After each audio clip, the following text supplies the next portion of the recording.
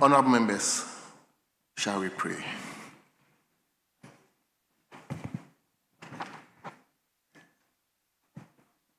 Almighty God, we humbly beseech thee to look with favor upon this Parliament of the Republic of Ghana.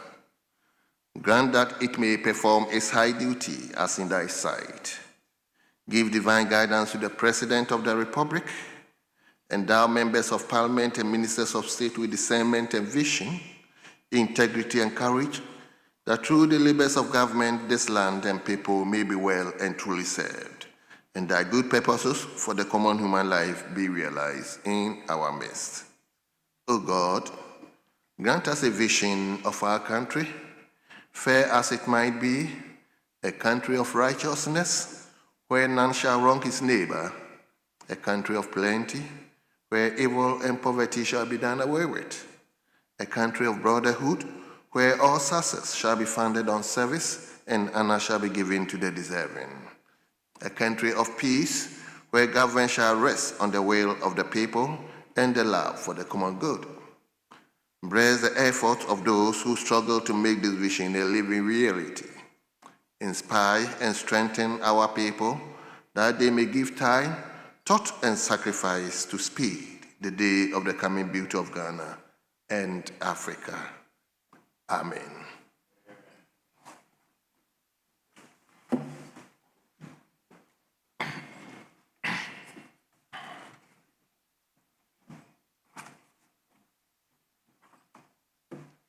Honourable members, let's turn to item number 5. Item number 5 in today's order paper. Item 5, correction of votes and proceedings, and that of the official report. Votes and proceedings of Tuesday, the 16th of June 2026. We start from page 1. Page 2, page 3, page 4, page 5,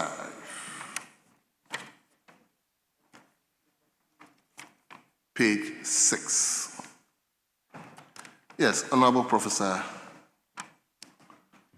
Thank you, Mr. Speaker. Mr. Speaker, I asked for permission to be absent from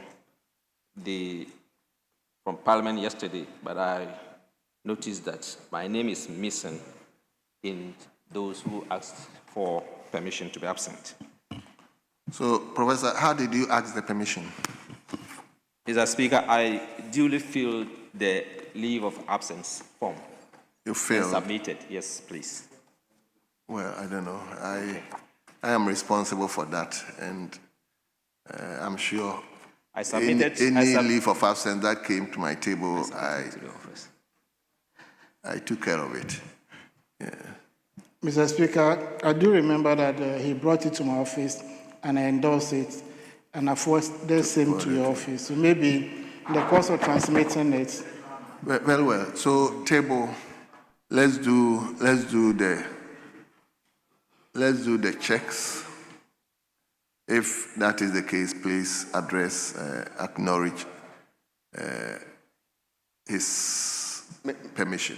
Mr. Speaker, I think that to grant permission is your duty. Yes. And you rightly said, you don't remember a document like that on your table and you did not take care of it. For him to say he saw it, it doesn't mean that it's legitimate.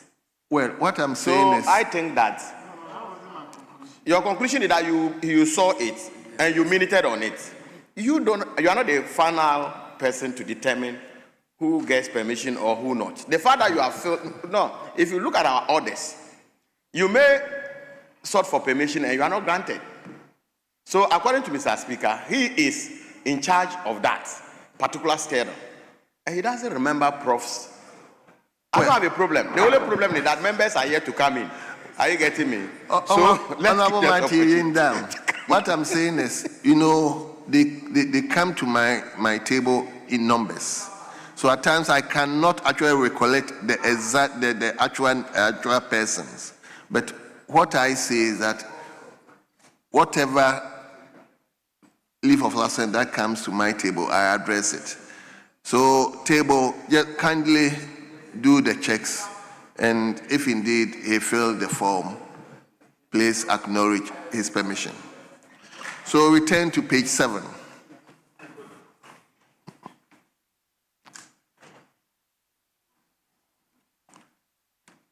Page 8.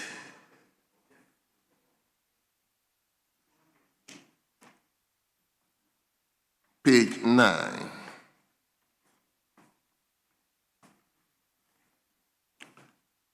Page number 10.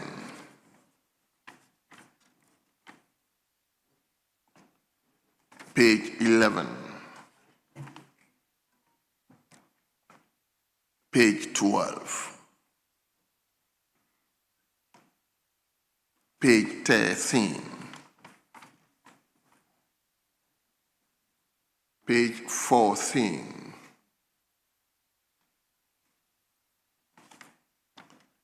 Page 15. Page 16. Page number 17.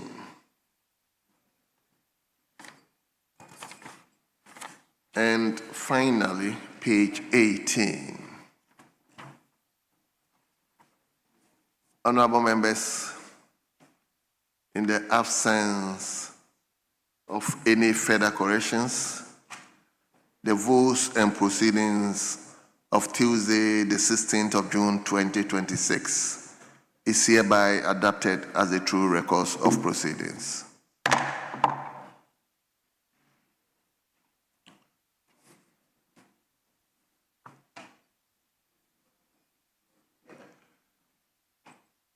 Yes, Majority Chief Whip. Majority Chief Whip, can we turn to question time, item 6?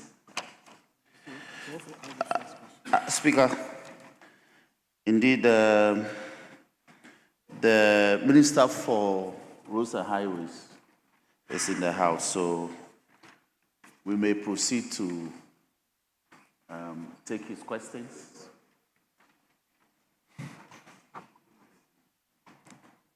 Yes. Mr. Speaker, I think that for the sake of those watching us, today is a special day for Ghana, where we expect the Black Star to lift the flag of Ghana very high, which we all support. Maybe with your leave, you could maybe soften the rules governing the dress code. Else, the Chief Whip, although he's dressed as a supporter of the Black Star in Ghana, which we all agree, but per our rules, his dress code is a bit questionable. And for the records, maybe because of the game we are playing today, the rules could be flexible so that any other person watching can also come in. Other than that, I think that He's naked. he's naked. Well, Chief Whip, let's listen to you. Speaker, I am surprised that a former leader of this House will question my apparel for today. Speaker, my apparel is a patriotic one. Indeed, when he was here 4 years ago, when we were in Qatar, we were all in jersey. No. The fact that you didn't put on the jersey that day didn't mean that this House didn't appear to solidarize with our national team when we were playing Qatar 4 years ago. So Speaker, he could draw attention because yesterday we forgot to alert members that today they could appear in the national colors to support or solidarize with our team, which is playing with Panama later tonight.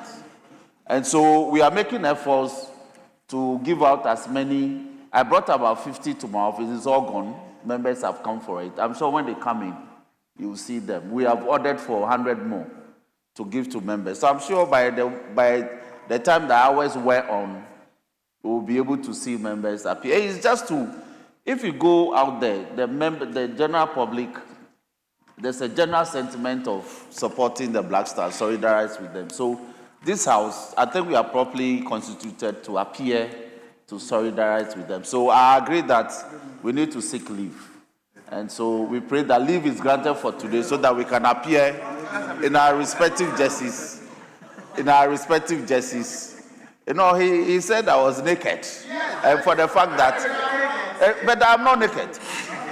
I'm not naked for the occasion. I'm properly apparelled. So it is rather than the deputy minority whip who appears to be not properly fitted for today and for the occasion. So, Speaker, on that note, may we invite the minister? No, I appreciate your apparel, but thank you. I mean, you were making reference to the last 4 years. Yes. I mean, the jerseys were distributed across board. I wore mine. I was presiding. I was wearing the national colors with my jacket. Yes. And I was expecting that. Yes. And anyway, we all forgot. It eluded all of us. We glossed over it. Yes. So I think, Honorable Martin, I think today is a special day for all Ghanaians. So we will relax our rules. Thank you. And allow any member who come with national colors. Yes. Yes, Chief, Minority Deputy Whip. Speaker, thank you very much. I don't want to go into the conversation of whether or not one is properly attached. I just want you to take notice of the fact that every time something comes for the majority to share, including the slots, the World Cup slots, Speaker, they keep it to themselves. They keep it to themselves. They had 3 slots for every constituency, 189 constituency. They kept it to themselves. And then 2 for almost every member of parliament from the majority side. They kept it to themselves. Even the justice, they've kept it to themselves. I'll give you the opportunity to address it, leader. Don't worry. I mean, you see, Speaker, all the people they have taken, 99% of the people have been refused visas because some of them do not even have passports. And this is what they have been doing to us all this while. Yes, Chief Whip. Wait. Speaker, yesterday I said something that in leadership we must be very, very cooperative in what we say. Yeah. The backbench will say this thing. Honorable Jerry, I want you to yes. Look at your brother. And I want him to listen to me carefully. No majority member was given 2 slots.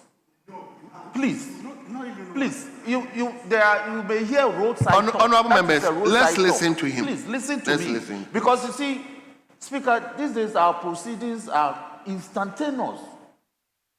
They have immediate impact. People are listening. No, the government declared that they were not sponsoring anybody. So how then will majority, please, Jerry, please. The government indicated clearly that they were not sponsoring anybody apart from the established National Supporters Union. We are 189. Speaker, I have not been given 2 slots. The Minister for Roads, who is a member for Adaku, has not nominated any 2 persons for purposes of going to the US. And it's a problem for even my backbench that we were not given. And so they are upset. So when you sit here and say those things, you are aggravating maintaining order in the House. MPs have not been given. And Speaker, you have not been given. Not a dime, yes. So how do you stand on the floor of the parliament and insinuate that they've been given and we kept it for ourselves? It's not right. You are running the leadership, you are throwing the leadership under the bus. It's not fair. And it's on both sides. If you do this, it means the leadership of the House, we are keeping, nothing like that came. So let the records reflect that. The government indicated that they were not sponsoring anybody, and they haven't asked MPs to submit any 2 slots. I haven't been given, and my deputy has not been given, no member has been given. There may be talks outside there, but the fact is that it didn't happen. And it's a problem that we are trying to contain. So my colleague shouldn't aggravate it. Please, Well noted. Well noted. Yes, Jerry. Speaker, the Honorable Minister of Roads is here to do the needful. He's always been a very hard-working present minister. Speaker, let's respectfully take the questions and then we can Well. Honorable members, this is the way I want things to be done nowadays. If we give ourselves 12 o'clock, provided I am here, we will start. This is not just a department, it's an institution, it's an organ of government. And I don't think it's fair that you give time, you are going to start this time, and always be sitting there 1 hour, 2 hours. So please, if the owner of the question is not here, I'll allow any member to take the question on his or her behalf. And the minister will graciously respond to it. Please pardon me. That's the way I want to go nowadays. Very well. So, honorable members, let's turn to page 3. Page 3. Questions. The Speaker, I have the authority of Honorable Alasa Momuni to ask his questions on his behalf. So that is question listed 601. Saraga Not, Alaji Alasa Momuni. So you may take the question on his behalf. Thank you, Mr. Speaker. Rise to ask the Minister for Roads and Highways the measures the ministry is taking to fix the Chihigu Junction and Chandayili Road. Respectfully, Honorable Minister. Mr. Speaker, I thank you for the opportunity, and I also want to commend you for making time to start proceedings today on time. Indeed, when I got here, you were already in your office ready to start, and I think that is very commendable. My little experience at the front tells me that sometimes when the speaker takes the chair, colleagues are compelled to come in, because sometimes they are also looking at the screen from the office, thinking that it's Mr. Speaker who is not here, that is why they are not here. So I commend you for starting on time. And I think if we do this, it will be very helpful to all of us. Mr. Speaker, the question number 601. My response is as follows. There is no current program on the roads mentioned by my colleague. The future program is engineering design studies will be carried out on the road for consideration upon availability of funds. Thank you, Mr. Speaker. Thank you very much. Professor, do you have any supplementary question? No, Mr. Speaker, except to thank the road minister for the assurance to capture the roads in the future programs. So I think you take question 602 as well. Thank you, Mr. Speaker.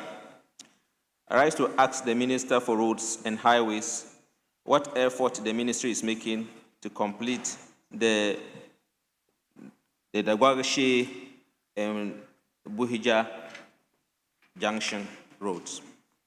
Yes, Honorable Minister. Thank you, Mr. Speaker. The above mentioned road was awarded under a contract titled Upgrading of Bamvim to Dagbongshi Buhija Feeder Road, kilometer 11.70 to 25.20. The contract commenced on the 27th of August 2024 for completion by 27th of October 2026. The overall progress of this work is currently at 77%. The contractor is currently on site and work is progressing. Thank you, Mr. Speaker. Thank you very much. Yes. Any further question, Prof? Yes, please. Mr. Minister, what timelines are we looking at to complete this project? Yes, Honorable Minister. Mr. Speaker, the completion date for this project is 27th of October 2026. We are within the contractual period, so we are still believing that we can finish by the end of the year, knowing that progress is so far 77%. That is substantial work done, and we don't intend to shift this completion date, which is 27th of October 2026. Thank you, Mr. Speaker. Very well. Honourable members, No further questions. Thank you, Mr. Speaker. thank you. We will turn to question 618. Question 618, and it stands in the name of a member from Achuma Wabeja South, Honourable Shirley Chey. Yes, are you taking it on her behalf? Yes, Mr. Speaker, Okay, let's with hear you. authority from. I've given that omnibus permission, so you can go ahead. Thank you, Mr. Speaker. I'm grateful. Arise to ask the Minister for Roads and Highways when the construction of the following abandoned routes will resume and be completed. 1, Bosankro Junction to Bosankro. Then 2, Akuapem Junction to Akuapem. Thank you, Mr. Speaker. Respectfully, Honourable Minister. Thank you, Mr. Speaker. The first part of the question, that is Bosankro Junction to Bosankro, there is no program scheduled on this project currently. Future program engineering design studies will be carried out on the road for consideration upon availability of funds. The second part of the question, which is Akuapem Junction to Akuapem Road, this project is under contract under a title called Upgrading of Ntabanu Junction to Ntabanu Feeder Road, 12 kilometers. The contract commenced on the 27th of August 2024 for completion by 27th of October 2026. The overall progress of this work is just 24.1%. The contractor is currently on site and work is ongoing. Thank you, Mr. Speaker. Thank you very much. Yes. Honourable Doctor, any further question? Thank you, Mr. Speaker. If you look at the Akuapem Junction to Akuapem Road, is estimated to be completed by October 2026. Meanwhile, we only have just 24%. So can the minister assure the honourable member how best they can speed up this to complete it, since we are barely 4 months to 2026, which is just 24%. Yes, Honourable Minister. Mr. Speaker, I share in the concern raised by my colleague. Indeed, it means more than half of the contractual period has already been spent and only 24% of the work done. There's a strict rule by which when contractors take job, they are supposed to provide a program of work that tells what is supposed to be happening every month. Unfortunately, many of them gloss over it. If these were to be followed strictly and the consultant or whoever is taking care of them hold them to the program, would have insisted that when you are supposed to do 10% of the work within a certain period of time, we hold you to it. So indeed, it's a concern, but we can only appeal to the contractor going forward to make sure that they work to recover the lost time. Mr. Speaker, you notice that we have been concerned about these sort of things currently, because as I said, every delay to a project hits the public seriously in the pocket, because the delays lead to additional costs, it leads to rate revisions, it leads to damage to what they have done. So we encourage our patriotic contractors to do as much as they can to complete projects within contractual period. Thank you, Mr. Speaker. Thank you very much. Yes, Doc. Thank you, Honourable Minister. But the last one, which is a concern, that is the Bosankro Junction to Bosankro, which you said there's no program on the road right now. Mr. Minister, would you please assure us when this engineering design will be carried out? Because it's in a poor condition and it makes it very uncomfortable for the constituents. Yes, Honourable Minister. Mr. Speaker, my senior colleague, Anyimedu, is intimidating me.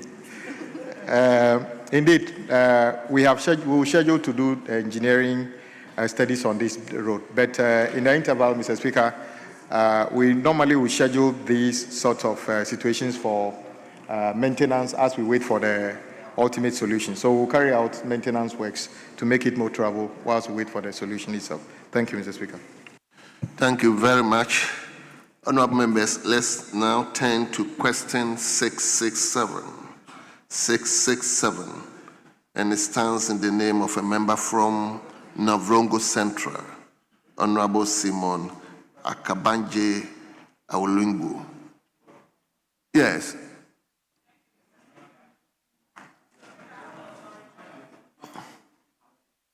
Thank you, Mr. Speaker. Mr. Speaker, I have the authority of the honorable member to seek your leave to ask the question on his behalf. Well, the omnibus permission is granted, so just go ahead. Thank you, Mr. Speaker. Mr. Speaker, I rise to ask the Minister for Roads and Highways the state of the ongoing Navrongo Kologu to Naga Road.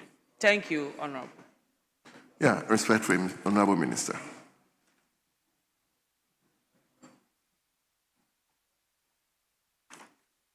Hajia, can you put off your microphone, please? Yes. Thank you, Mr. Speaker. The current program on the above-mentioned road is that it is currently under contract titled Upgrading of Navrongo to Naga Road, kilometer 2.7 to 42.40. The project commenced on the 10th of January 2020 for completion by 9th January 2023 and later revised to 9th May 2025. The contractor suspended works due to delayed payment for works done. However, the contractor is currently mobilizing to site to complete outstanding works after receiving payment. The progress of work is estimated at 43.89% currently. Thank you, Mr. Speaker. Thank you. Hajia, any supplementary question? No supplementary question. Very Mr. well, Speaker. thank you so much. So we turn to question 705. Honorable Member for Ablim, Charles Oredu. Thank you, Mr. Speaker. I rise to ask the Minister for Roads and Highways when the contractors will resume work on the following roads in the Abrim constituency. 1, the Shuabna Kuntunasi Road, and then 2, the Afosu Twapiasi Road. Thank you, Mr. Speaker. Yes, Honorable Minister.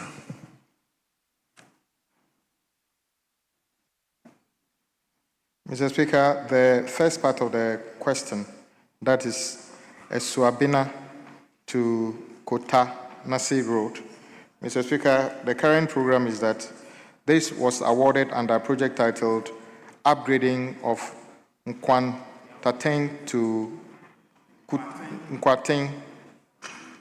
Okay, what I can see here is Nkwantateng to Kutunasi, Esunabena Feeder Road, 9.5 kilometers.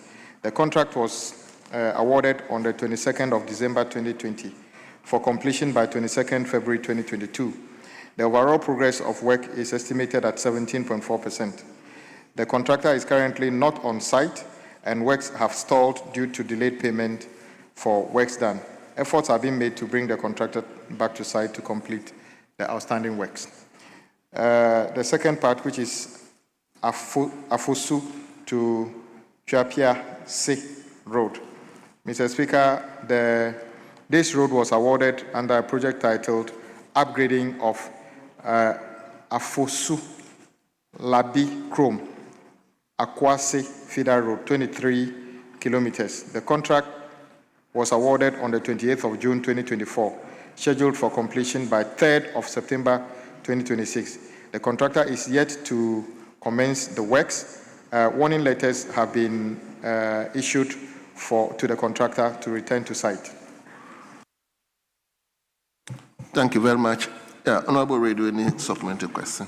Thank you, Mr. Speaker. Mr. Minister, you did say that warning letters have been issued to the contractor. When were these letters issued? And then have you had any response from the contractor? Because as of now, he's not moved back to site. Yes, Honorable Minister.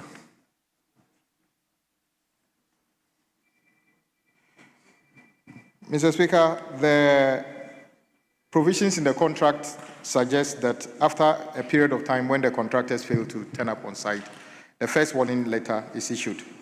After that, a period of time is given. When the contractor fails to respond, another warning letter is issued. The third time, when that happens, the contract would be deemed to have been automatically terminated. The warning letters that have gone, I'm sure, is probably towards the tail end of it. And to be honest, Mr. Speaker, if project was awarded in 2024, and up to now the contractor hasn't turned up on site, it suggests the contractor is not interested in doing the work. So I am of the view that maybe the contractor would have to be replaced. Thank you. Thank you very much. Yes, Charles. Mr. Minister, don't you think that the lack of payment to this contractor is denying the people of Afosu, Chapiase, Sunabna, Kuntunase good roads? Yes, Honorable Minister. Mr. Speaker, as I previously said, indeed, we owe road contractors in Ghana a lot of money, and we have been trying to pay as Parliament makes money available. But on this particular occasion, you will notice that the contractor hasn't even turned up on site. So on my record, there's no outstanding interim payment certificate. So he wouldn't have been complaining for not working because he's not paid on this work. So I don't have any evidence to suggest that he failed to turn up on site because he was not paid. Thank you. Mr. Minister, so with this, how do you assure the people of these communities, Kuntunase, Shuabna, Afosu, Chapiase,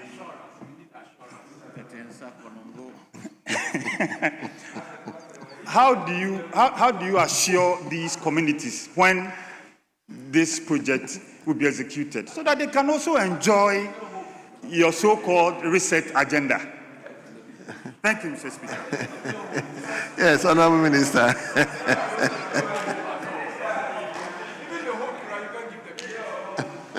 Mr. Speaker, the reset is real.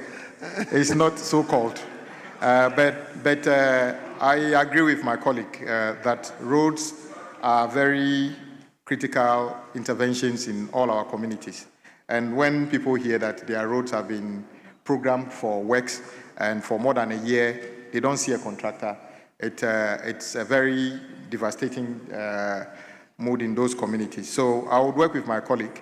My view is, as I said, this contractor doesn't appear to be interested in the work. The sad thing is that if the contractor fails to turn up, we may have to start the procurement process all over again to get somebody to continue the work. So I'll work with him, whatever we can do to get. But we would still look at those communities and see if there are some interim measures to at least remedy the worst sections of the road. We can do those ones ahead of the ultimate intervention. Thank you, Mr. Speaker. Thank you so much. Thank you, Mr. Speaker. Thank you. Come again. I want to hear you. Speaker, this man is a very hard-working minister. He is not paying. That is why he's not getting the awards. He's not paying. He's not paying to those people who are doing the awards for ministers and taking money. He's not paying. And he thinks his job should show. You could see that his answers are real. Eh? No, Mr. Speaker, he understands the politics. He understands proper man management. He understands governance. And that is why it's called governance.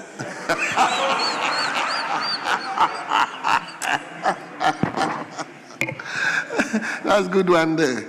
So let's turn to question 782. 782.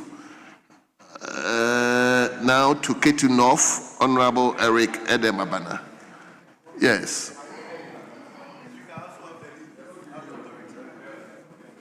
Oh, Can you even pronounce the communities? Can you even pronounce the communities? No, but Frank, I have evidence of the call he has placed to me. Speaker, but Frank, you know that he's Eden's very good friend. Yes, oh. He's a very good friend. Edem is my brother. He's not my friend. So let's hear you. Speaker, tons of gratitude to you for the treasured opportunity. I rise to ask the Minister for Roads and Highways the status of construction works on the following roads: Joje to Ehi to Agbozome, Dekpo to Devego to Tajepu, Agove, Hipe, and Afipe to Chiyinu. Thank you. Well. Honorable member for Bosome Freho, you understand why I asked Frank to take the question? Yes, Speaker. You couldn't have mentioned the names. No, you would. Yes, Speaker. You couldn't have mentioned the names. Yes, Speaker. Fortunately for me, this is my own place. I played there. Tajevu, Peto, I know all the places. Yes, Speaker. I mean, that is why my good friend Edem asked me, gave me the authority to ask the question. Yes, Honorable Minister, let's hear you. Mr. Speaker, I can confirm that the honourable member can speak a word fluently. So, yes. So I have no doubt that his friend. But the difference is that honourable member for Afajato says that Edem is his brother, and you are Edem's friend. So that is the difference that it makes. Mr. Speaker, under the current program, the Joje to Ehi Agbozume Road was awarded for resurface bituminous surfacing. The contract commenced on the 2nd of September 2016, and with a revised completion date of 13th March 2024. The overall progress of work is 41.2%. The contract has since been terminated due to non-performance. Engineering design studies will be carried out on the remaining works on the road for consideration upon availability of funds. The second part, Mr. Speaker, there are no programs scheduled on this road currently. Engineering design studies will be carried out on the road for consideration upon availability of funds. The third part, Mr. Speaker, Agove to Hipe Road. Mr. Speaker, there is no program on this road as well. Engineering design studies will be carried out on the road for consideration upon availability of funds. Mr. Speaker, Afife to Chiyinu Road. Mr. Speaker, also there's no program on this road currently. Engineering design studies will be carried out on the road for consideration upon availability of funds. Thank you, Mr. Speaker. Yes, Frank, any supplementary question? Speaker, not really. We have abiding faith in the minister. We pray he gets resources soon to deliver on this road. Thank you. Yes, let's now turn to Pru West. Pru West on question 783. Honorable Emmanuel Kofi Intikunu. Yes, Honorable, let's hear you. Speaker, you have the floor now. I'm grateful. Mr. Speaker, I rise to ask the Minister for Roads and Highways the status of the following feeder roads: Damankwanta Dafiama Road, Konvokrum Krobo Road, and then Yapare Basa Road. Thank you. Yes, Honorable Minister. Thank you, Mr. Speaker. Dama Nkwanta to Dafiama Road. Mr. Speaker, this road was awarded in 2 phases under contract titled Sport Improvement of Dama Nkwanta to Dafiama Feeder Road, Phase 1, 15 kilometers, and Phase 2, 10 kilometers to sub-base level. The contract for phase 1 commenced on the 8th of October 2020 and was expected to be completed on 8th of October 2021. The contract was terminated on 14th of March 2025 for non-performance. At the time of termination, the project was 40% physical completion. Mr. Speaker, the contract for phase 2 commenced on the 10th of March 2021 and was expected to be completed on the 10th of March 2022. The contract was also terminated on the 14th of March 2025 for non-performance. At the time of termination, the extent of work was just 10%. Future program, engineering design studies will be carried out on the remaining works on the road for consideration upon availability of funds. Mr. Speaker, Comfort Chrome to Krobo. Mr. Speaker, this project was awarded under contract titled Spot Improvement of Comfort Chrome to Krobo Junction, 10 kilometers. The contract was awarded on the 2nd of July 2024 for completion by 2nd July 2025. The project is 30% complete. The contractor is currently not on site, and works have stalled due to delay in payment for works done. Efforts are being made to get the contractor back to site to complete outstanding works. The third part is Yapare to Basa. Mr. Speaker, there is no program scheduled on this road currently. Engineering design studies have been carried out on this road for consideration upon availability of funds. Thank you, Mr. Speaker. Thank you very much. Yes. Any further question, my brother? Mr. Speaker, no. Except to thank the minister for his assurance. Thank you. Well.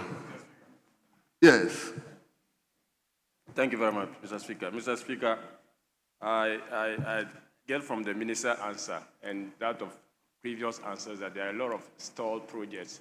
Will the minister consider updating this House on the status of rules that have been stalled so that the House That's a very good question, but I will ask you to come with a fresh question on that. Mr. Speaker, I take your guidance, but because it's following from the minister's answer. So that's what I'm saying. I'm also looking at it from that angle, but please invite the minister here on that. So let's turn to question 784. Yes, Honorable Minority Leader. Yeah, Mr. Speaker, I appreciate your intervention on the matter raised by Honorable Kabiru. But, Mr. Speaker, you know, the minister himself was once upon a time a ranking member. And when he was a ranking member, he was quite vociferous on matters of accountability and clarity. He was the MP who would always ask the minister to clarify. So, Mr. Speaker, what Honorable Kabiru sought to do was to invite the minister to clarify the various stalled projects. Which stage? Why have you abandoned some? Or if you have not abandoned, why are some roads at a slow pace? Why is that some contractors have been paid and they have not gone to site, or they've taken mobilization? We saw you on social media, and what you were doing was right, because some of these things, they do it, and in the end, you, the minister, they say you are not competent. So on that score, when I saw you leaving your office and going to the field, I must be honest, I was impressed. I was impressed, because that is the the right thing to do as a minister. But, Mr. Speaker, because you have ruled, and the right thing is that we shouldn't challenge your ruling.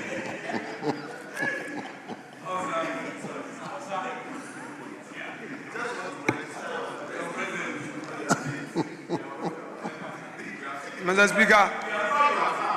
Speaker, we want the young MPs in this chamber to know that the tools available to an MP are at large. The tools are at large. This chamber offers you a unique opportunity to raise matters of governance. So the minister, yes, we commend him for his effort, chasing contractors, getting to the site. But the main road, Accra, Winneba. Mr. Speaker, Mr. Speaker, the slow pace, the minister toured various road sites. Mr. Speaker, he hasn't been he hasn't been on the Winneba road. Leader. Mr. Speaker, I am not. No, Mr. Speaker. You've already mentioned it. Mr. Speaker, Mr. Speaker, the Swedro, the Winneba runabout to Swedro Road. It is the gateway to Central Region. It was awarded by the previous government. So, Mr. Speaker, I will file an appropriate question on this matter at the right time. Thank you. But, Mr. Speaker, just on this occasion, I am only commending the minister for that failed visit. Mr. Speaker, we are here as political actors, minority, majority. It is all for the good of democracy. When the man does it well, we must commend him. At the same time, Mr. Speaker, when there are issues, today I'm commending you, you are calm. When I take you on, don't take it personal. Today is not that day. But you've done well for the field visit, and I watched you. You did it with passion, and that is it. That's the right thing to do. Unfortunately, you were not awarded. Mr. Speaker. Leader, don't go there, leader. Mr. Speaker, it's important. Mr. Speaker, it's important. Oh. Those institutions that are awarding ministers, I don't know whether they are really looking at the performance of all ministers. Leader, Mr. Speaker, it's enough. I'll rest my case.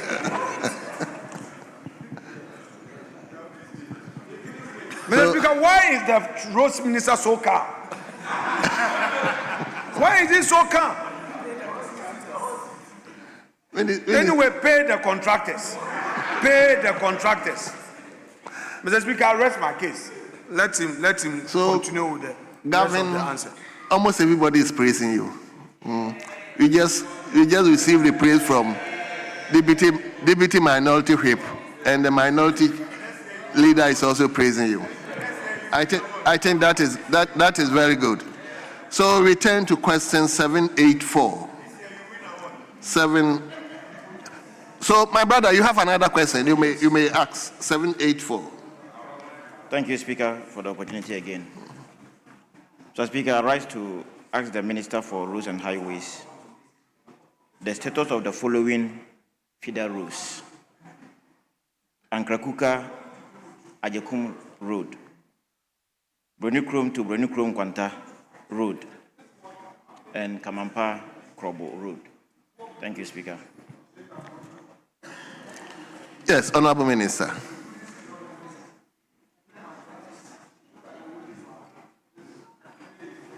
Mr. Speaker, the Nkra Kuka to Ajekum Road, there's no program on this road currently. Engineering design studies have been carried out on this road for consideration upon availability of funds. The Bronikrom Nkwanta Road, Mr. Speaker, currently there's no program on this as well. Engineering design studies have been carried out on this road for consideration upon availability of funds.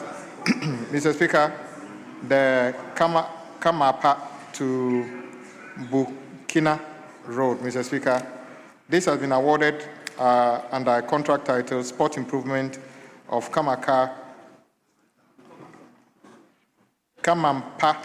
Bukina Road, 16 kilometers. The contract commenced on the 2nd of July 2024 for completion by 2nd July 2025.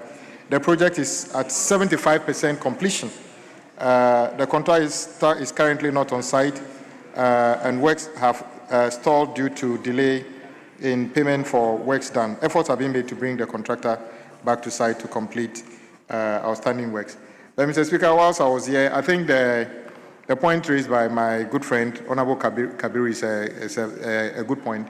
On daily basis, we encourage contractors to come back. So sometimes I may come here and say he's not on site, but by tomorrow, he may be back on site. So it's not a fixed list. It is only when it becomes very difficult that the contractor never turns up that we take steps to terminate. So I can always provide you with specifics on that, and I appreciate the comments by my good friend, the minority leader. Thank you.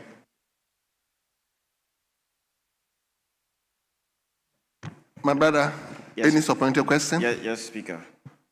Yes, okay. Speaker, Ankrakuka, Ajekum Road, Broning to Broning Kwanta Road are very critical agricultural routes. I want to ask the minister, will he be kind enough to tell the good people of Pro West when the studies and engineering works will be carried out on these roads? Thank you. Yes, Honorable Minister.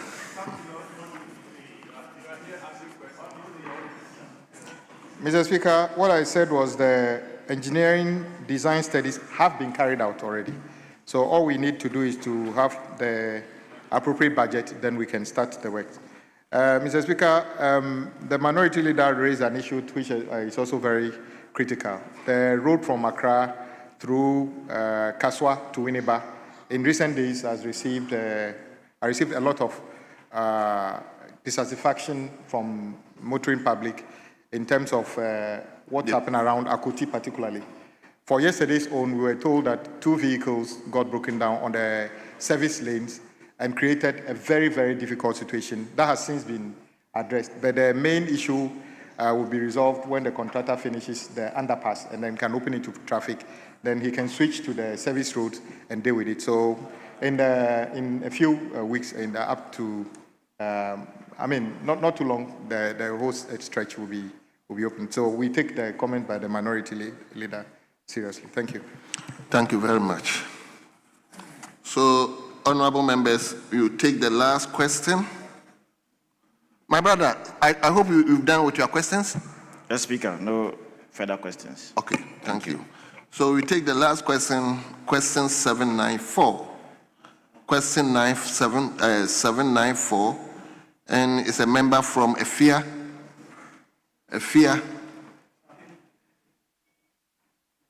Speaker. So I'm coming. So my brother from Efija Kwabre, you got up. Speaker, Speaker, I had given him indication that okay. Very well. So, Honorable Isaac Boamanyako.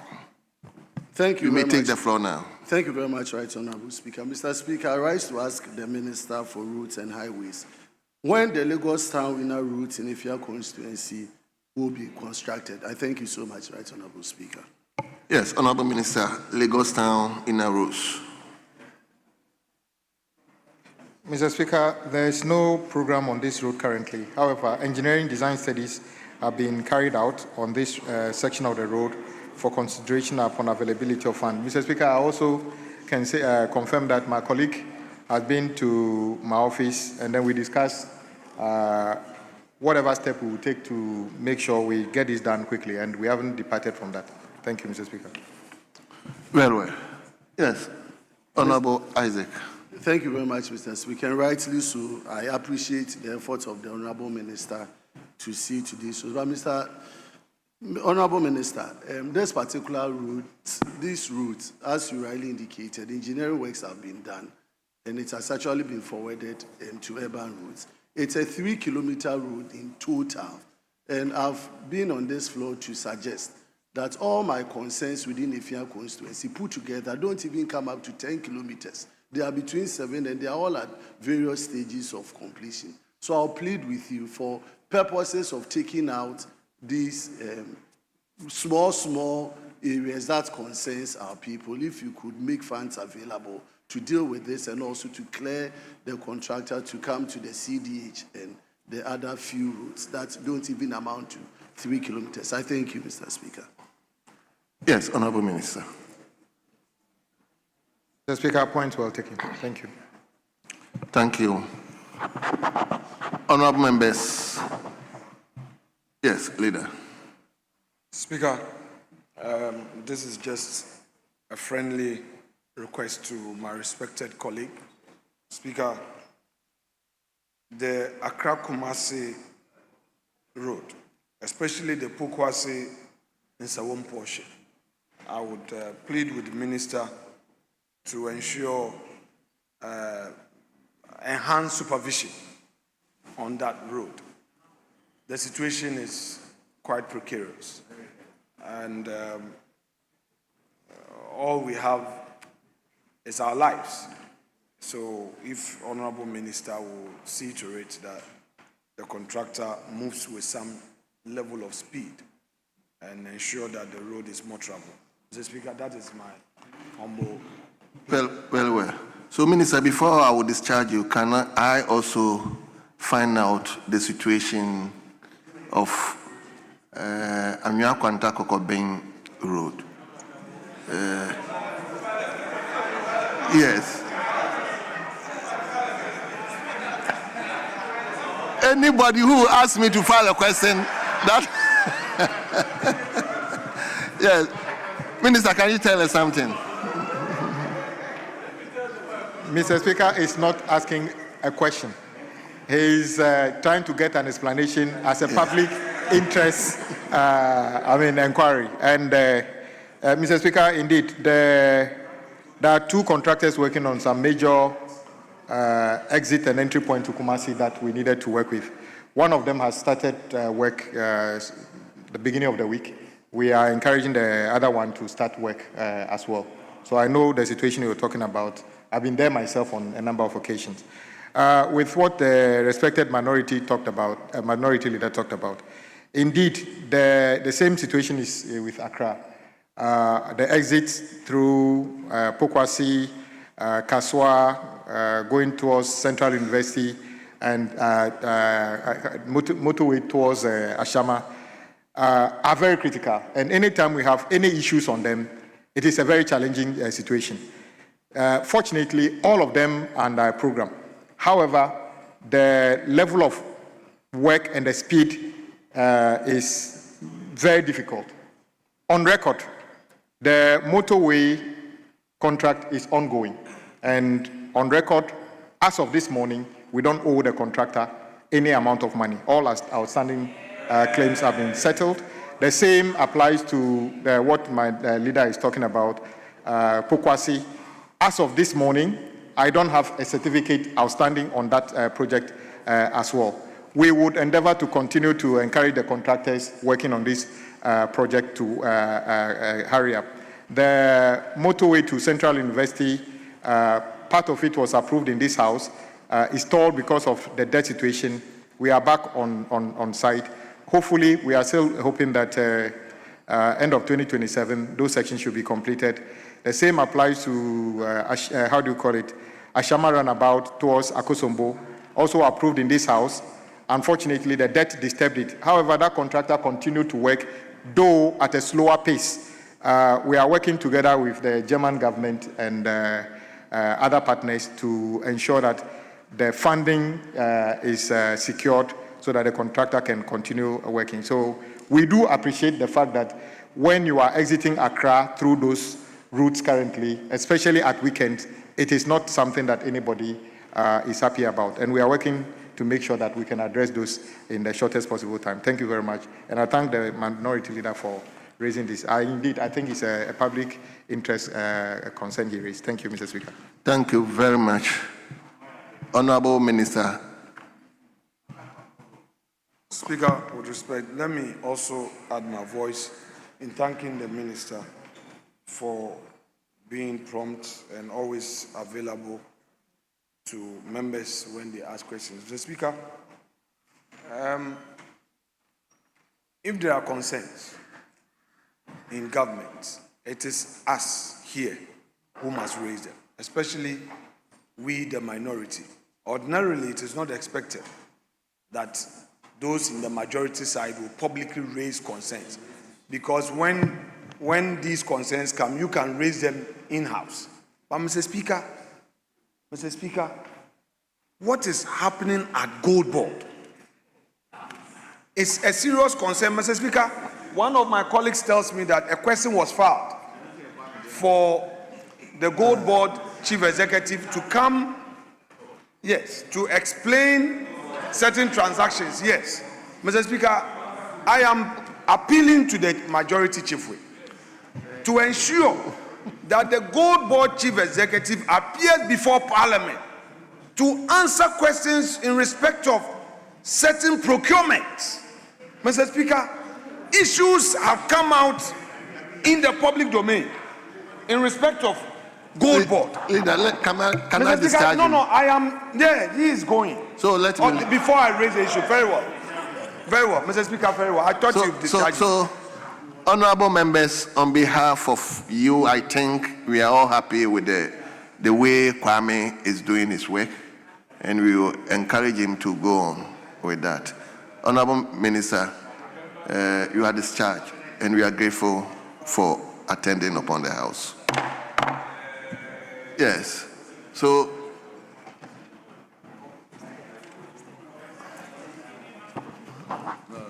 Mr. Speaker, like I was saying, Gold Board came into being as a result of an enactment by this House. So it must account. So, Leader. Yeah, Mr. Speaker. Can you come properly? Yes, Mr. Speaker, I am only drawing the attention of the majority chief whip to such a major concern. A member has filed a question demanding answers from Gold Board. Mr. Speaker, the huge losses that IMF reported, over 9 billion. Leader, Mr. Speaker, I want to plead with the chief whip to ensure that the question is programmed for answer. That is all my plea. That is all my plea, because this is a government that is saying all over that it believes in probity and accountability. Probity and accountability, and there are 9 billion losses. So Gold Board procurement are not transparent. And Mr. Speaker, the public wants to know. Yeah, the public wants to know. Can the chief whip assure this House that the? Oh, okay. But have you prosecuted? Have you prosecuted some of the malfeasance in government? I will list them. If you like, bring it on record. Raise the issue, and let me give you a list. Leader, Mr. Speaker, I beg of help me to manage Mr. the Speaker, House. I'm doing so. I only put in a request to the majority chief. He is the avant-garde of government business. He is the avant-garde of government business. Mr. Speaker, the most powerful position in government in this parliament today is the chief whip. He has the most powerful position. The majority chief whip is the most powerful person in this chamber.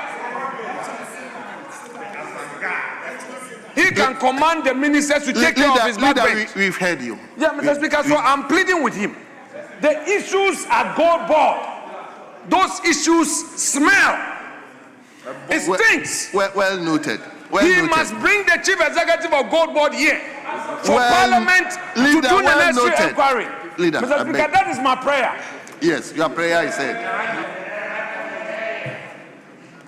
Yeah. Speaker. Indeed, we must assist you to manage the House. Yes. And indeed, before he arrived, before the minority leader arrived, I prayed that as leaders, we should be operating squarely within the rules, so that when our backbench, when they misstep, that we will have the moral authority to guide properly. Speaker, the minority leader, one-time majority leader, a leader of government business, is saying that a question has been filed and directed at the CEO of Gold Board. In what capacity is he coming here? Please, he cannot. So first of all, within the terms of order, Speaker, within the terms of order 79, the Gold Board CEO cannot be invited here to respond to questions. It's not the head of a constitutional body. The Gold Board is a creature of statutes. His agency serves under a certain ministry. So it is the minister who must come to respond to the questions. Speaker. So if the question indeed has been filed and directed at him, the minority leader should get the member to redirect the question at the appropriate minister. But Honorable, you quoted section 79. Yes. Yes. So I believe Gold Board can be placed as independent constitutional body. No. Gold Board is not an place it like? It's not an independent constitutional body. It's an agency we set up under the Ministry of Finance. In fact, it was a conversion we did. It used to be PMMC, right? Yes. So it operates under the Ministry of Finance. So first of all, the question, if indeed is directed at the CEO, then it's a misdirection. So it should be redirected to the Ministry of Finance. Then he would gather the information and come to respond. The Minister of Finance is a former leader of this house. But you see, Speaker, he's gone to town once more against the Gold Board and said all sorts of things unfounded. Procurement breaches have occurred. His procurement are not clear and all that.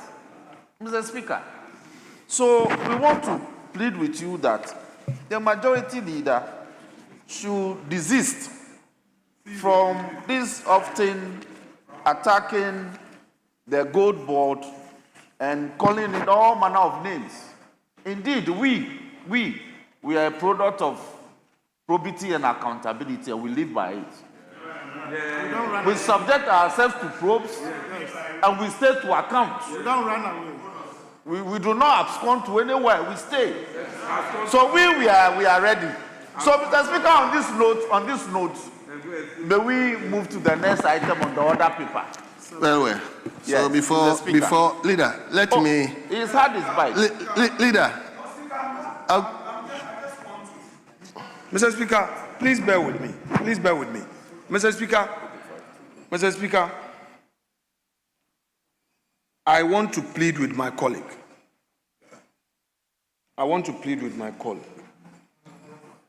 One, if he's talking about his tradition, his party believing in probity and accountability, the question one would want to ask is that why did they enter nolle prosequa? To discharge, to free all those people who were being tried. They withdrew, all of them. Two, Mr. Speaker, he is wrong in saying that it is the finance minister who must come here to answer questions for the Gold Board chief executive. Nobody has attacked. He's been using the word attack. When we are raising an issue of governance, don't say that it amounts to attacking. We want individuals to account. The chief executive of Gold Board, when he was a communication officer, was he not holding ministers to account? So please don't go there. For instance, the Honorable Amakofibwa, the minister, he's supposed to bring mining leases to Parliament for ratification. Should we go and force him to do that when it is his responsibility? These are matters, when we raise them, you say it's personal. He is a minister responsible for mines and natural resources, lands and natural resources. You sign a lease agreement. Doesn't he know he should bring it to Parliament for ratification? When a parliamentarian raises it, you say that it's an attack. Mr. Speaker, it's within our right to ask a question directed at the Chief Executive of Gold Board. He must appear before Parliament. Honorable Leader. Mr. Speaker, we will do the inquiry at the table office. We will make sure that the table office gives us evidence of transmission. We will do the right thing. We will follow up. But I want you to know, as leader, avant-garde of government business, it's your responsibility to get in touch with the Chief Executive of Gold Board to do the right thing. You know, Mr. Speaker, you know. Honorable members. They are supposed to ensure transparency in procurement. Honorable members, please, let me, at this juncture, acknowledge. Announce the presence. Speaker, indeed, the Gold Board's accounts have been done by the Auditor General, and it's been presented to this House and referred to the Finance Committee for consideration. Their annual audited account has been done. So, Mr. Speaker, this penchant to go after the Gold Board at every opportunity, Mr. Speaker, the minority leader. Well. You must desist from me. I will get in touch with Sami Jelfi, whatever it is, I'll get in touch with him. Yes. Honorable members, please, let me, at this juncture, acknowledge our visitors at the public gallery. We have in our midst Abui Anglican Basic School. They are being led here by Billy Hayden Akozu, who is a teacher, and the school is located in Akuapem South constituency. Your number is 68. You are welcome.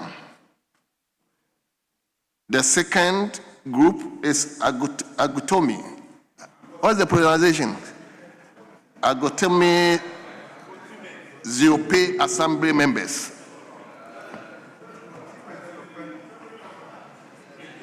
They are being led by Seth Gordon Adovro, who is an accountant, and the assembly members are located in Agotome Ziope constituency. Agotome.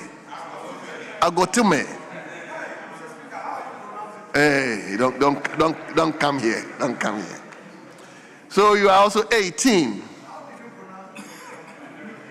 The third group is St. Philip's Catholic School.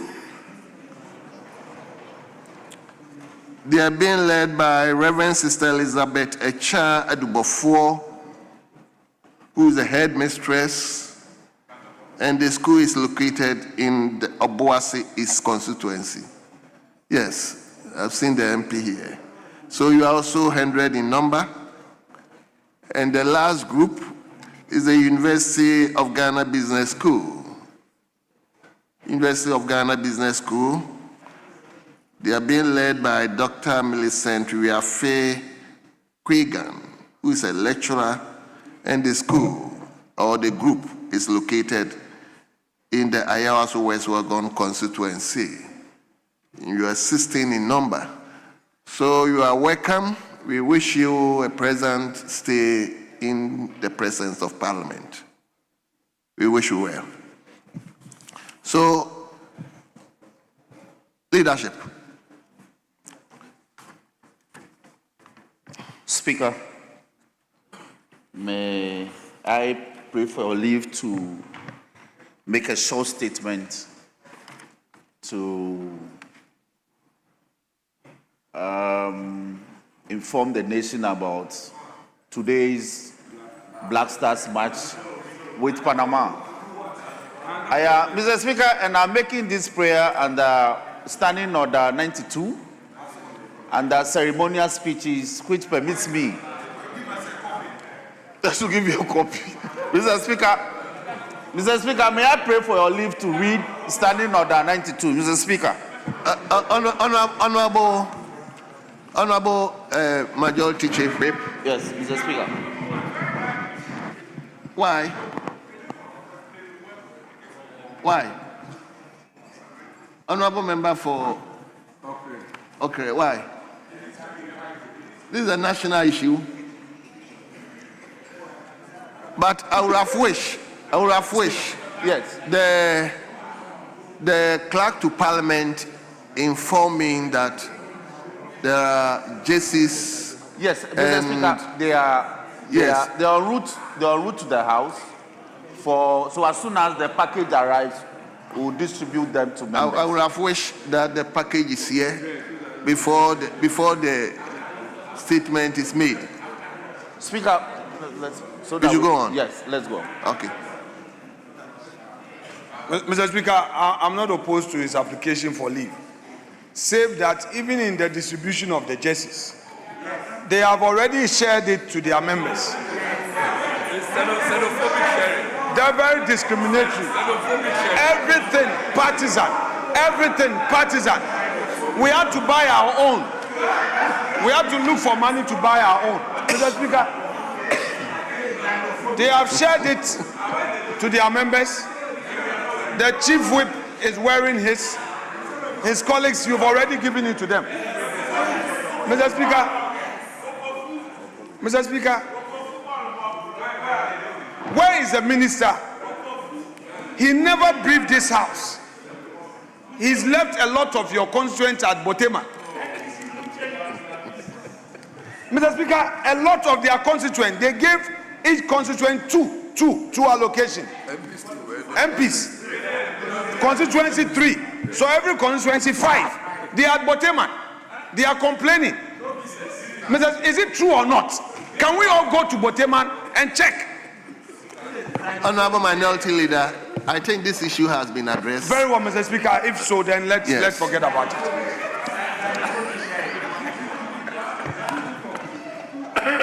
You shared it. We have a house of 276. You gave 2 allocation to only your side, expecting that they will get visa and go. And God being so good.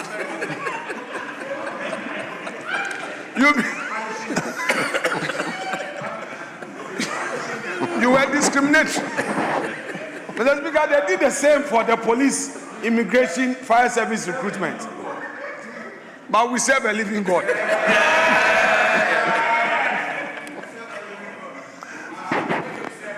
Mr. Speaker, the people are at Botema. Leader, let's move on. Let's move on. So before you read your statement, indulge me to also acknowledge American missionaries.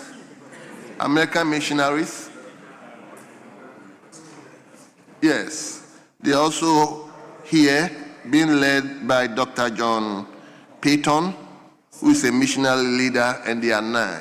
You are welcome, please. So, Honorable Majority Chief Whip, you may read your statement now. You have the floor. Speaker, I thank you for the opportunity to proceed to make this statement in pursuance of Order 92. Speaker, today, God willing, at 11 p.m. Ghana time, our beloved Ghana Black Stars will be locking horns with the national team of Panama in faraway Canada. Speaker, we as a people, sports, in particular football or soccer, is one social event that unites all of us, notwithstanding the occasion. Even if we are throwing festive course and there's news about soccer, we stop fighting and take interest in it. And so on this day, I making a very brief statement to galvanize the entire nation to throw their support, moral and spiritual, behind the national football team, the Black Stars. Speaker, the Black Stars they have a very interesting history. Black Star was originally called Goku's 11. And sometime in 1951, just after the general elections when Nkrumah became leader of government business, he sponsored them to tour the UK.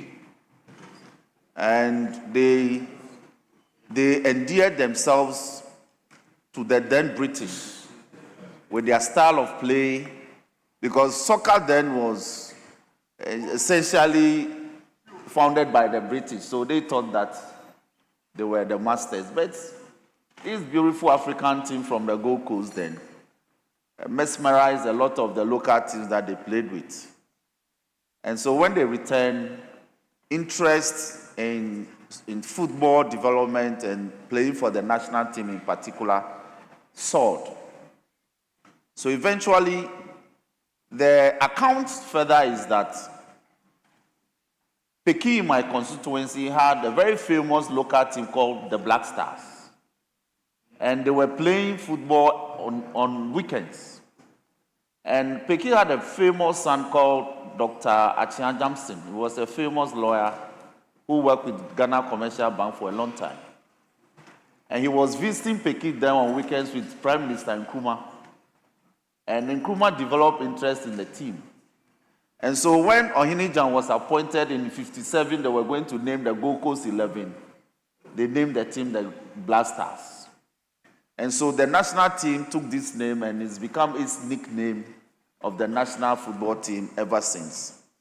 We are very dominant on the continent. We are won 4 continental titles. We have, from about the early 2000s till date, appeared in, out of 5 World Cups since the 2000, we have appeared in 4. 2006 to 2010, I believe, 2014, 2022, and now. And so, on that note, I want to plead with everyone to set aside our differences, social and cultural, religious, and unite today and going forward to support the Black Stars and wish them all the best in Canada. Today we are equipping the Panamanians by 2-0. 2-0. Yeah. And I'm sure that when we do that, we return to Boston, we will be ready to face the English, in which we will look like the decider for the group that we belong to. So, Speaker, on this note, may I urge the entire nation to support the activities of the Black Stars. Organization had run into some difficulties, but the organization in continental Northern America is fluid. A lot of people have been transported across the border. Some have flown to Canada. Tickets are being given to people who are interested in attending the match in Canada. So let's support the Black Stars. And I believe that if they do well at the World Cup, Speaker, not only has it got a further boost to our social and domestic matters, because families are at peace when we do well in football. It also has its own commercial value for the things we do, because it has a way of marketing the nation. So we want to call on everyone to support the activities of the Black Stars. Mr. Speaker, with this way, I thank you for the opportunity. Thank you very much. So, yes, let me start with the one with the brass Ghana flag around the neck. What's on your home? Thank you, Mr. Speaker. I am grateful and also thankful to you and the maker of the statement for reminding us and the entire country that today is a day that we must be patriotic. If we have our differences, Mr. Speaker, the Black Stars game today must unite us. The Black Stars games today must bring a sense of purpose. It must remind us that even though we have our differences as a country or people, we are rallied behind the flag and behind our men and women who hold our flag in international platforms and stages. The Speaker, I want to also let the the men who are gallantly representing us today in Canada know that even though some of us are not with them, we represent our people, the good people of Bosumifrenwe in Ghana, to support them in spirit. The Speaker, our prayers and our thoughts are with them, and want them to know that we have always been proud of them. We've always known how they've fearlessly fought to raise our flag so high. So, Mr. Speaker, we support the Black Stars. Mr. Speaker, I will not have any predictions, but I believe that today we should have the maximum 3 points from the game we are going to have today. The maximum 3 points. Mr. Speaker, from records and from the FIFA standards, our group, in fact, it appears as though we are even the weakest link when it comes to our group in terms of the FIFA ranking. But we believe in our minds that Panama is the weakest link we can have in our group. So, Mr. Speaker, it is important that we score Panama today to have the maximum 3 points today. That even if the rest of the games, Mr. Speaker, we are not able to win and pull some draws, we can struggle through and make it through the group stage, and then see what would come out of the other groups, and then we see the permutations and see if we will be lucky to progress to the group 32, group 16, and then the group 8, and hopefully get close to the cup. Mr. Speaker, I would also use this opportunity to ask that the President, John Dramani Mahama, formed a committee, and in this committee, he carefully selected ministries and ministers that's responsibility was to take care, manage the team successfully, take them to the cup and bring them back. Mr. Speaker, it is sad to announce that this team reneged on their duty, and today we are missing one of the best midfielders we have, Thomas Tepati, out of the games today, after he missed the court in Canada, Ottawa, ruled against him. Mr. Speaker, it is sad. We should have anticipated some of these things. Mr. Speaker, it is the reason why the President, in his wisdom, formed this committee and then invited or placed key ministries in this committee to take care of some of these things. Mr. Speaker, we should have envisaged that we have a player who have some international challenges. Mr. Speaker, there was enough alerts, protest alerts against Thomas Tepati that should have informed us that we needed to give the young man a critical attention in terms of filling his forms and any other diplomatic engagement. Mr. Speaker, the court hearing yesterday was obvious to all of us that the Ministry of Foreign Affairs, the Ministry of Youth and Sports, the GFA failed in what due diligence they should have done. Mr. Speaker, if you knew you didn't fill the young man's forms well, why proceed to court? And it is the reason why I always say that, Mr. Speaker, it is important to engage, which is important to do more of the backdoor or backroom consultation, backroom engagement, than always running to the social media. It won't help us. Mr. Speaker, if we really want to get results, there are things that we must selectively deal with them quietly than always running to social media to score cheap political points. Mr. Speaker, with these few words, I thank you and then wish the Black Star team well. Thank you. Thank you very much. I hope you are not coming on point. Okay, you want to, then let me come to you, James. Thank you, Mr. Speaker, and let me commend the maker of the statement, the Chief Whip, for wishing the Black Stars well. And Mr. Speaker, I also wish the Black Stars well. The Black Stars have the pedigree. If you look at our outings, so far as the World Cup competition is concerned, the Black Stars are amongst the best performers at that tournament on the African continent.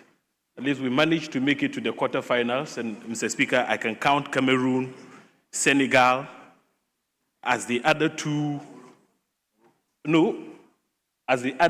African countries who have made it to the quarterfinals. But Morocco actually broke the quarterfinals record by making it to the semi-finals. Ghana almost made it to the semi-finals. Unfortunately, our quest to make it beyond that level was disrupted by Suarez. So, Mr. Speaker, we have the pedigree, and I have the conviction that the Black Stars would rise to the occasion and make us proud, even though we go to this tournament with a depleted squad. Mr. Speaker, Kudus, unfortunately, is injured. Jiku is injured, as well as Salisu. These are three players who are actually part of our first team selection. Unfortunately, they are injured. As for Thomas Partey, Mr. Speaker, I think that it is regrettable that Thomas Partey cannot participate, at least in our first encounter with Panama. And listening to my colleague, I don't know exactly why he believes that the FA should bear some degree of responsibility for the unfortunate troubles that have befallen us in terms of parties' participation in the Panama game. Mr. Speaker, the courts in Canada have made a judicial decision based on their domestic laws.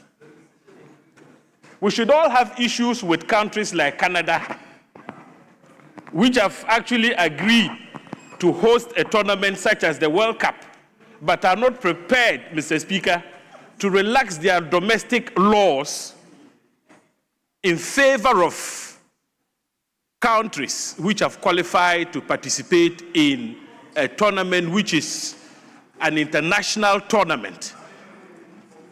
They want to invoke their domestic laws and have actually sought refuge under those laws to deny Ghana the privilege of having Thomas Partey represent us. These are matters that should be taken up at the very highest level, even at the level of FIFA. And Mr. Speaker, I must say that I am a bit disappointed that FIFA has not been able to forcefully intervene in a matter like this, because this is an international competition. Thomas Partey is not a convict. If Thomas Partey had been convicted, Mr. Speaker, he wouldn't have been able to travel to the United States in the first place. So a law which is premised on reasonable grounds, reasonable suspicions, assumptions, when the guilt of the accused has not been proven, Mr. Speaker, leaves much to be desired. So I think that as a country, we should express our disgust and our unhappiness about the way the Canadian authorities have handled Thomas Partey's case, rather than assume some degree of responsibility, as my friend, the Honorable Asafo-Adjei, would want us to believe that Thomas Partey's woes are partly attributable to somebody failing to complete a certain form properly. So, Mr. Speaker, let me once again wish the Black Stars the best of luck in today's competition. I believe we have young talent, young players who would rise to the occasion in the absence of their senior colleagues, such as Thomas Partey, Jiku, Kudus, and Salisu. This is the opportunity for them to excel and register themselves on the world stage. You are not listening. You are not listening to me. You are not listening. Mr. Speaker, teams are watching.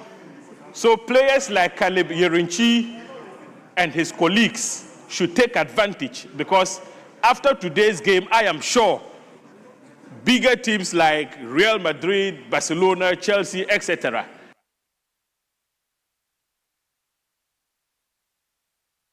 Thank you very much.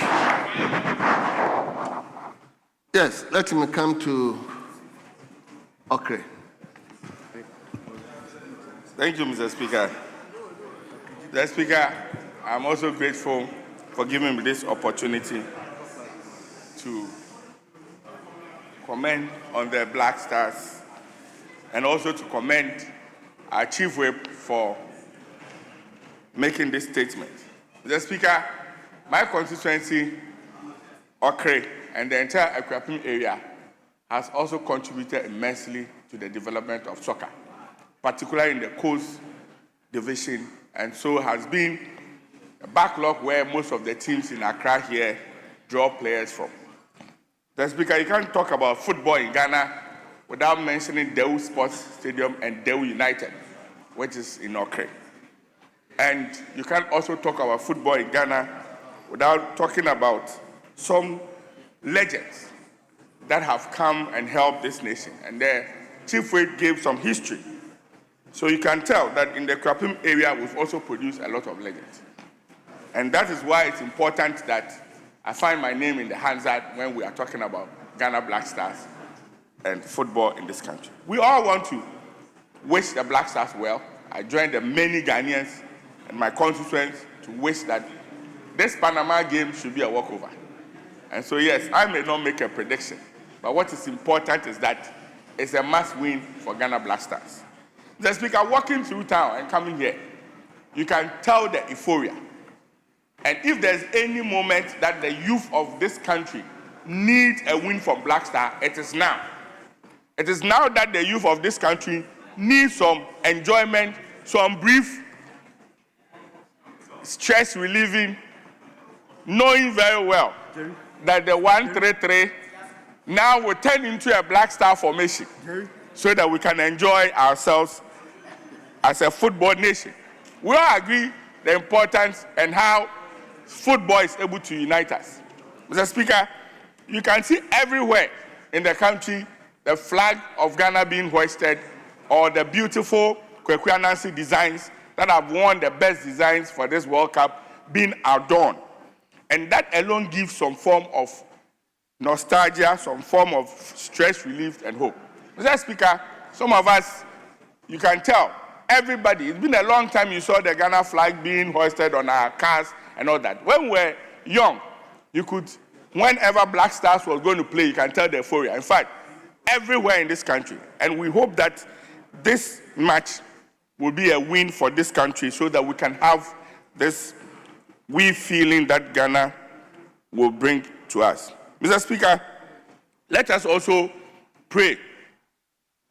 Even though we do not have some of our key players who are injured, just like the previous speaker said, and also our Thomas Partey issue, we pray that it does not dampen the morale in the House. We pray that this actually also would give the opportunity to others to excel, to show that indeed Ghana is a football nation. Mr. Speaker, the match is in the almost midnight, 11. So it means that we are all going to stay awake to that period. And it's also going to help boost the economy. So if we win, it is going to help us to come up as a way of helping us raise some revenues that is falling. And so, Mr. Speaker, I am very excited to be given this opportunity to make this contribution to this statement. And I want to once again join the many, many Ghanaians to wish the Black Stars well, not to dampen their spirit, to pray that the good Lord will strengthen them and make sure that they have victory for Ghana and for Africa. Thank you very much. With these few words, I end my statement. Yes. No, let me give the opportunity to Hajia, the lady first.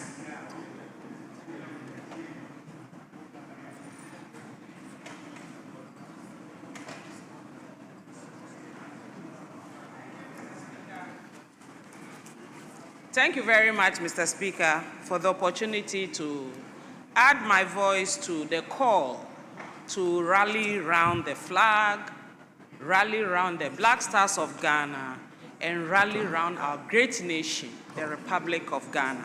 Mr. Speaker, the World Cup, a world event, presents an opportunity for countries around the world to showcase their class, their performance in football, which has become an everyday favorite of most adults across the world. Mr. Speaker, listening to the maker of the statement, the Honorable Nelson Dafiamako, I felt a great sense of nostalgia. Mr. Speaker, I felt nostalgia because I come from a family of football. In my family, the first Northerner to play professional football in this country, Al-Hassan Tanku, was my direct uncle, my mother's brother. The one who comes directly after my mother, Osman Orlando of Asante Kotoko fame, he was a striker. And everybody who knows football in this country from the 60s to the 70s knows Osman Orlando. Mr. Speaker, that's the family I come from. So when we talk football, it really strikes a nerve in me. Ghana has demonstrated to the world and to Africa that we have what it takes to bring honor to our name. Mr. Speaker, when you look at our national flag, very beautifully designed by Madam Theodosia Oko of blessed memory, it's a national icon that stands out when flags are assembled. The Ghana flag stands out. Mr. Speaker, our national anthem and the third stanza of our national anthem, the first line says, "Raise high the flag of Ghana." The flag of Ghana, and again, let's thank Philip Beo for this beautiful national anthem. So our colors, our anthem, everything is designed to together bring honor to our country. And today, as we assemble in this chamber, representing the people of this country, we want to assure the President of Ghana that we are with the Black Stars, and although we may be here physically, spiritually, we are praying for them to bring honor to Ghana. Mr. Speaker, most MPs have taken it upon themselves to ensure that their constituents are not left out in this tournament. So we've mounted screens in our constituencies, in central places. Some have offered food. And let me mention my colleague, the Honorable Deputy Minister of Agri. Maybe because he's Deputy Minister of Agri, he's providing kenke and shito and fish for his constituents to watch the World Cup on light screens. Those of us who can afford kenke are affording drinks for our constituents, so that together we all celebrate this big sport tournament and pray to Almighty Allah. My former professor at communication school, Mrs. Doris Dati, she said when two teams get onto the pitch, both teams pray. And they pray to the same God. So beyond the prayer is hard work. We pray that our team will have the discipline, what it takes to give themselves out to Ghana and bring honor to all of us. We will be here and cheering them on. And again, let me say, raise high the flag of Ghana, and one with Africa advance. Thank you very much, Mr. Speaker. Yes. Thank you. Let me go to Efia, then I'll come to the minister. Okay, very well. Mr. Speaker, thank you very much. And from where Hajia left off, I thought she was going to sing, God bless our homeland, Ghana.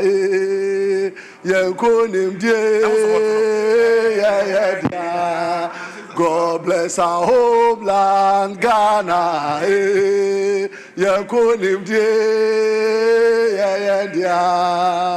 Oh, say,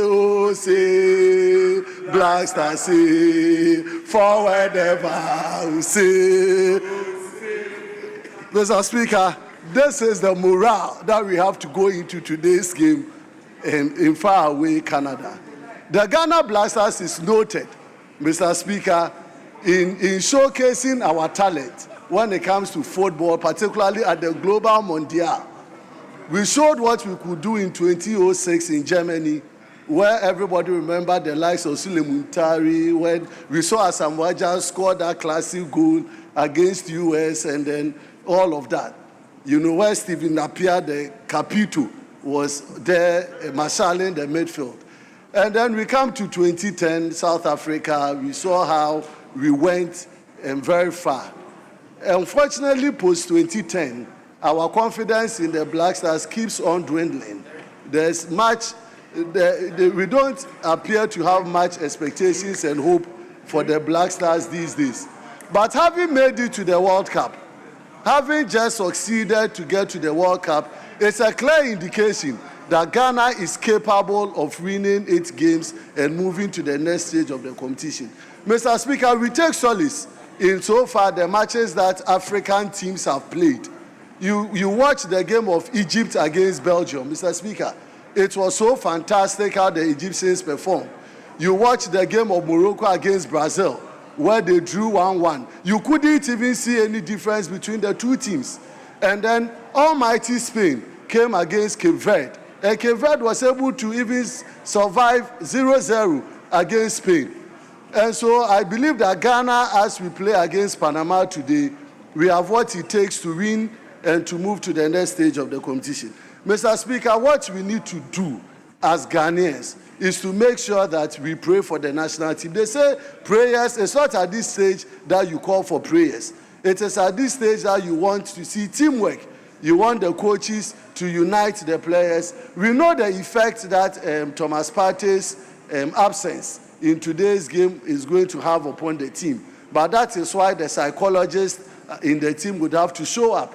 That is when the coach has to also encourage the boys to rise above all of these challenges so that at the end of the day, Ghana will make it. We have seen this before, and as I said, Mr. Speaker, Ghana is obliged to win. We don't want to get to the stage, Mr. Speaker, where we begin to do calculations. So we lose against Panama, and then our next match, we are waiting to see who will draw and who is going to win again. That wouldn't help.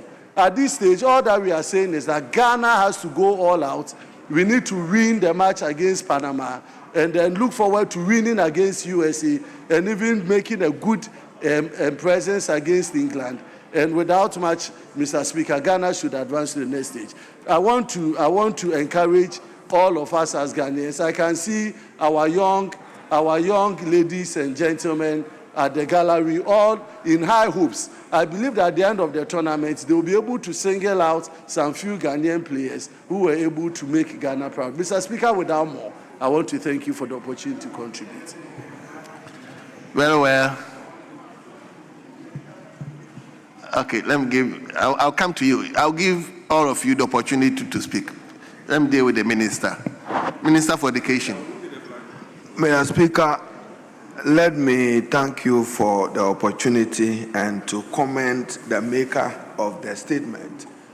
And Mr. Speaker, to also use the opportunity to wish the Black Stars of Ghana, the gallant Black Stars, the best of today against Panama, and to urge them to go into it with discipline, with focus, and to be assured that the country is standing strongly behind them. Mr. Speaker, I just got back from Kukrantumi this morning with the honorable member for the area, Nana Yao Ampao, and on the streets, you see Ghana. The passion that unites the country is football, and therefore it is no accident that Excellency, the Vice President of the Republic, Professor J. Nana Opoku-Agyeman, is in Toronto on behalf of the President and on behalf of the good people of Ghana to add to assuring the Black Stars that Ghana stands with them. But Mr. Speaker, whilst we are at it, I think it's also important that we improve our own football management in the country. And Mr. Speaker, let me use this opportunity to commend Mr. Speaker Bagbin. You know, recently he brought in Sutherland Football Club as part of his exercise of what you call parliamentary diplomacy of Visit Ghana. And Mr. Speaker, if you are familiar with the branding of football, if you enter the Prime Minister's office of the United Kingdom, you see football, Great Britain, ICT, Great Britain, culture, Great Britain. They have been able to brand their football well.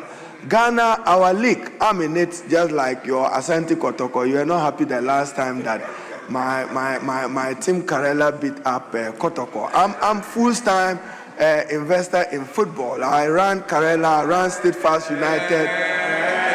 Mr. Speaker, the winger Fatah Isahaku is my product. I'm now producing a young lad who is 15. He's been to Monaco. He's now coming from England and the training. But Mr. Speaker, we have to deepen the competition. So I'm liaising with the Minister for Youth and Sports to reignite schools, colleges, and universities sports and to focus on football so that we can identify potential. Mr. Speaker, it's huge business today in football and the export of players itself, apart from the young people having their talent. But Mr. Speaker, what Ghana needs to work on is officiating. Our officiating is very bad. I'm of the view that even referees and linesmen, we should ballot. Nobody should determine who goes to officiate which match, and then you can't predict what happens in Ghana League. So, Mr. Speaker, once again, let me thank the maker of the statement, and on behalf of the Parliament of Ghana, I'm sure you will do it for all of us, to assure the Black Stars that the country stands with them.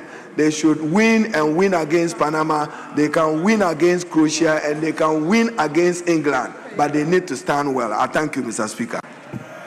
Thank you very much. Let me turn to Ambassador Ridu. Mr. Speaker, Ambassador, I'm the footballer. He's not a footballer.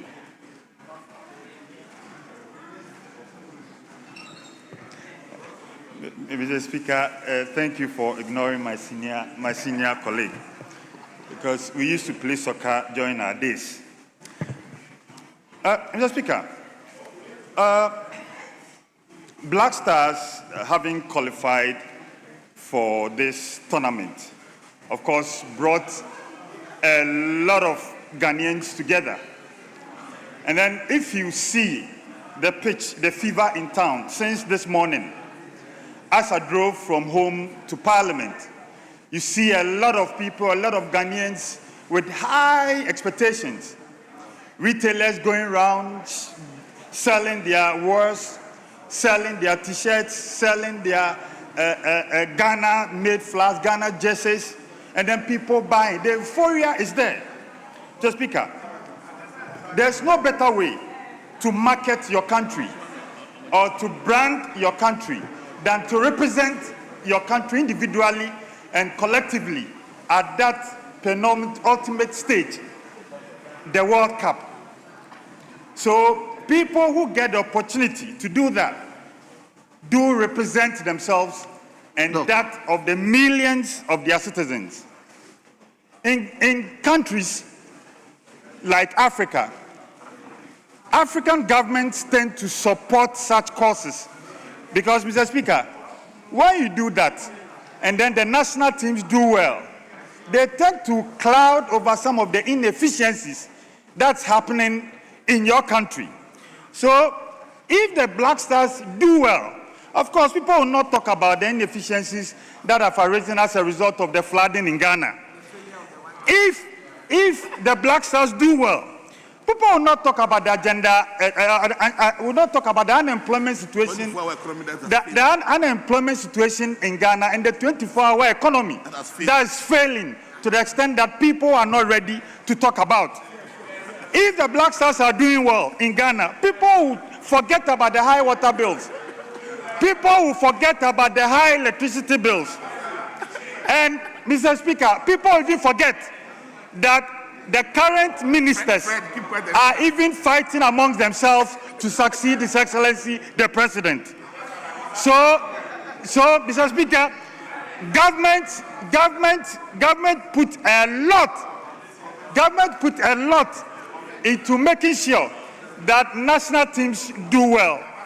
Mr. Speaker, one thing that has happened, something that's happened over the last 24 hours, is the failure of the authorities to get Thomas Partey in Canada. Mr. Speaker, the question that arose yesterday was when the application form was being completed, the question was, have you ever been arrested before? How can somebody, a protocol officer, the Ministry of Foreign Affairs, the Ministry of Youth and Sports, the Ministry of Finance that have been put together as a tripartite to make sure that Ghanaians and then the football players are sent to this World Cup, sleep on this question and then answer no? How can they say no? Because we've all seen on TV that the former player was at least arrested. So how can people answer this question and then say no? It meant that somebody slept on his job. Mr. Speaker, I still think that with what we have, with the team currently in place, we can still do well. I'm urging Ghanaians to put away, that perception, because I've heard people say that they are even prepared to pay losing bonus. Mr. Speaker, I don't think that's right for us. We would have to be together in this enterprise. Yeah. Support the Black Stars with all our might and with all our heart, and ensure that this evening we beat Panama. Mr. Speaker, with these few words, I thank you for the opportunity. Yeah. Yes. The Honorable Emmanuel is the senior most. Thank you, Mr. Speaker. Mr. Speaker. Honorable members, please advert your mind to 93.5.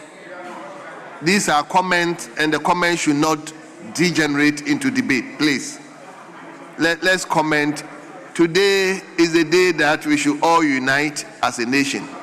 So let our commentary be something that will rally all of us together. Yes, Emmanuel, let's hear you. Thank you very much, Mr. Speaker. Mr. Speaker, football, we all know, is a passion of the nation, and football unites all of us, irrespective of your background, whether politically, religiously, or socially. It unites all of us. Mr. Speaker, Ghana has qualified for the 2026 World Cup, which we're all expecting that we will bring the cup to Africa and to Ghana this year. Mr. Speaker, there are others who think that we cannot bring the cup to Ghana. But I strongly believe that if the Black Stars put their hands to the wheel, they can bring the cup to Africa for the first time. And Ghana, the President of the Republic, will hold the cup. The cup will come to this floor, and we will all kiss this cup in this country. Having said that, Mr. Speaker, the mishap that we all experience that happens to our midfielder should not have happened at all. Others have spoken about it. But I think that it's a lesson for all of us to learn and make sure that it does not repeat itself. Having said that, Mr. Speaker, I am a religious person. I believe in one thing. Colleagues are talking about let's pray for Ghana. Can we all, with your indulgence, stand and say prayer in this house for the Blasters so that they can bring the cup to Ghana? With your indulgence, with just 2 minutes prayer for. If you are a Muslim, you can do your Muslim prayer. If you are a Christian, you can do your Christian prayer. If you permit, Mr. Speaker, I want to pray for the Blaster. Well. My understanding is that once we say the omnibus prayer, okay, it caters for everything. Okay. So let's finish all the commentary, then we can probably take that one. Thank you. Yes. Let me go to Honorable Collins Admarco. Fred Agbenyo. Thank you, Mr. Speaker. Mr. Speaker, I recall my days on campus.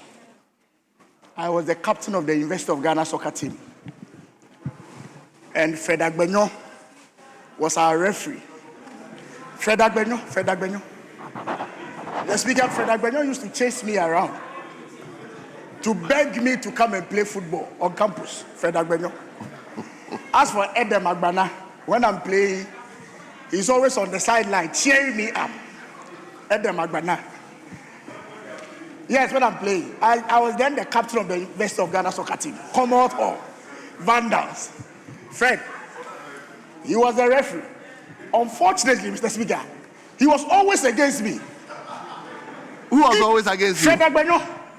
What about Abena? Fred Agbenyo. He was the referee. Even if I scored the goal, Fred Agbenyo would tell me it's an offside. Fred Agbenyo. As for Edem Agbana, I told you, Mr. Speaker, he used to cheer me up. He would be on the sidelines and be cheering me up. Call it. Mr. Speaker, I know we had a very shaky preparation. And even the timing of our current coach, very, very short period. But I'm very confident that our guys are going to do us the honors. And today, I believe that we are going to win by 2-0. 2-0. I side with the majority chief whip when he said that today we are going to win by 2-0. I am very, very optimistic. I know other people are cautiously optimistic, but I am very, very optimistic. I wish the team very well. We pray with them, we pray for them, and I hope that at the end of the day, we will all have, we'll be laughing at the end of the day. Thank you, Mr. Speaker. Thank you. Everybody will be given the opportunity. Let me go to Thank you. Adam. But Adam, before I allow you to speak, today, your issue came up. Who did you give the power of attorney to today? Because you had a question, and Frank Ajay stood up that you have given the power of attorney. Then Honorable Asafoje also stood up that you have given the power of attorney to ask the question on your behalf. Mr. Speaker, let me say that I gave my friend, the Honorable Asafoje, the authority, but upon a second thought and a review, I decided to give it to my brother. But I did not communicate my decision to him, so that's why there was miscommunication. You have the floor. Thank you, Mr. Speaker. Thank you for the opportunity to comment on this very important statement. And let me commend the maker of the statement for raising or delivering such an important and timely statement at this time. Mr. Speaker, I am a very, very passionate football lover and fan. And just like the Honorable Haruna Idrisu, I'm also an investor in the game. Quite recently, my team qualified to play in the Division 1 Nukunu Football Club. And so I am in the football ecosystem.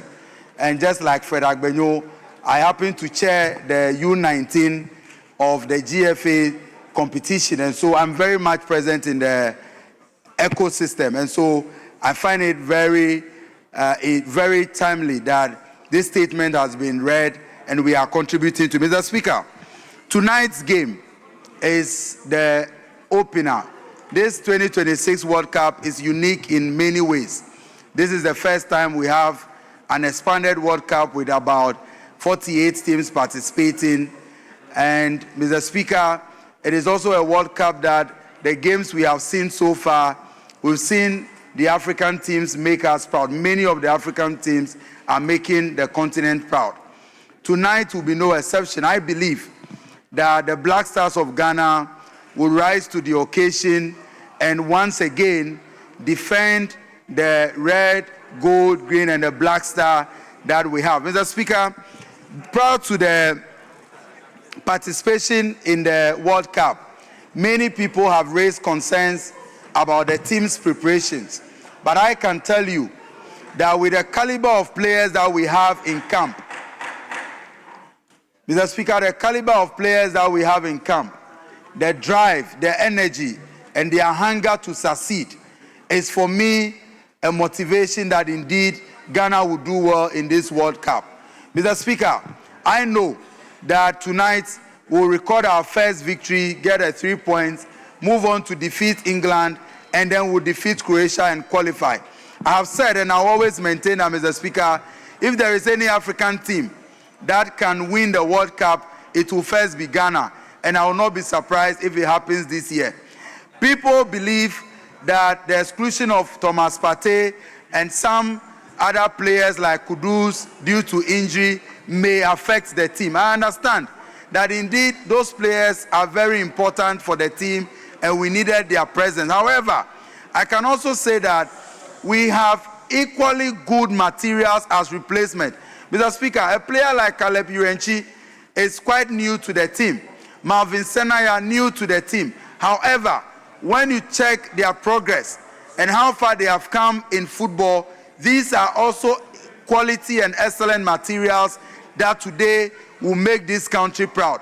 I want to say that football is one of the few things that unite us as the people of Ghana. Today, because of football, all of us in this chamber, we are happy, we are laughing with each other. There seems to be no division because football has that powerful force of uniting the people of Ghana. And so I want to call the people of Ghana that all of us should rally around the flag and support the Black Stars and make Ghana proud. I know that the Black Stars will emerge victorious tonight. Mr. Speaker, because I'm afraid of those investors who may be paying key attention to our predictions, because the Honorable Collins said we'll win by 2-0. Some people will take that to be over 1.5. Mr. Speaker, only a few people may understand. I will not want to fall into the temptation of predicting correctly what will happen. But I can tell you, Mr. Speaker, that the Black Stars will emerge victorious in tonight's game. They will move on to the knockout stages and they will continue to make Ghana proud. Go Ghana, go Black Stars, go Africa. And Mr. Speaker, I believe that football has the potential. Thank you very much. So let me go to Honorable Member for the people of Guam, the Guam Republic. Thank you very much, Mr. Speaker. Let me start off by thanking and commending the maker of the statement, the majority leader. Mr. Speaker, for a very long time, I've not seen the kind of euphoria that I've seen around the Black Stars with the commencement of their match today. It tells me clearly that, Mr. Speaker, the people of this country loved football and they loved their national team. Mr. Speaker, the first time we appeared at the World Cup was in 2006 in Germany. At the time, I remember we were going to play against Czech Republic. Czech Republic was rated as the 10th best team in the world. And so everybody thought that they were going to beat us anyhow in the game. But the spirit of the Ghanaian, the resilience of the Ghanaian, the tenacity came to the fore that day, and then we beat Czech Republic 2-0. So we proceeded to the second stage of that tournament. Our best performance was in South Africa 2010. Our team went to the quarterfinals. In fact, we almost got to the semifinals of that tournament, but for that boy called Charest. Mr. Speaker, I have confidence in our national team. I have confidence that they are going to surprise all of us. Anytime the people of this country don't seem to have confidence in the national team is the time they perform better and good. I am certain that this evening we are going to win the match. Our next match in America will be against England. Mr. Speaker, that's a match all of us will watch in amazement how the team will perform. Mr. Speaker, even as I commend the national team and elogize them to move on, there's something that is worrying me that I want to use this opportunity to talk about, that the time has come for Africa to rise up. Mr. Speaker, the West has taken over all our good materials. Yesterday, when I sat back behind the television set and I watched Senegal play France, I saw two African countries playing against each other. They've taken our players. You go to England today, the best of our players are in their team. You go to Spain, the best of our players are in their team. In America, in Canada, the time has come, if Africa must win the World Cup, that we must unite and get to FIFA. that our players must return home and play for their nations. That is how we can win. Mr. Speaker, it's something we need to fight for. As I speak to you right now, Mr. Speaker, there are players who are playing for other national teams who are very good, and yet they didn't select them for the World Cup. Meanwhile, if these players were to be available for Ghana, we would have selected them to go and play for them. Mr. Speaker, to come to the party issue, it is very, very sad, and I think that FIFA must take a cue from this. If you are a nation and you are not prepared to allow people to come to your country, especially on occasions like this, it's not by force to host such tournaments. Partey was not seeking permission to go to Canada to go and work. Partey was not seeking permission to enter parliament for leisure. He was going there for just 24 hours to play football and exit. How can Canada strictly enforce their laws and refuse him entry visa? I don't think it's fair. Assuming a person from America or anywhere in Europe was entering Canada with the same charges that they have charged Partey, would the Canadian government refuse them the opportunity? Mike Tyson, a former boxer, we know his record when it comes to rape and what have you, and yet he goes to Canada at will. Nobody stops him. This is discriminatory, and I am disappointed in FIFA that FIFA has not been able to put its feet down and call the government to order. Yes, America doesn't want Iran people to come in there. America granted them at least 24 hours visa to come and play and return to Mexico. Why can't Canada do the same thing? It is not in our interest as Ghanaians to come and sit in this chamber and start blaming the GFA and blame the Black Star management team for what has happened. Nobody anticipated a thing like this to happen. They did all the background check and everything. It's the Canada government that was adamant. And so for the former ambassador to come and sit here and blame the GFA people and all that, I think most unfortunate. Once again, I wish the Ghana Blasters the very best of luck. The spirit of Ghana is behind them. All of us are behind them, and they are going to come out victoriously. I thank you, Mr. Speaker, for the opportunity. Thank you very much. Let me turn to Damango. From Damango, the same Sahara. From there, I'll come to Daboya. So, Damango. Mr. Speaker, thank you very much for the opportunity. My big brother, the MP for Daboya, should know that Damango always beats Daboya in football. So I have to contribute for you. Mr. Speaker, thank you. And Mr. Speaker, let me associate myself with the sentiments expressed by my colleagues in support of the Black Stars of Ghana. Mr. Speaker, today the Black Stars will be playing Panama, and it is our hope and prayer that the Black Stars will come out victorious and win convincingly against Panama.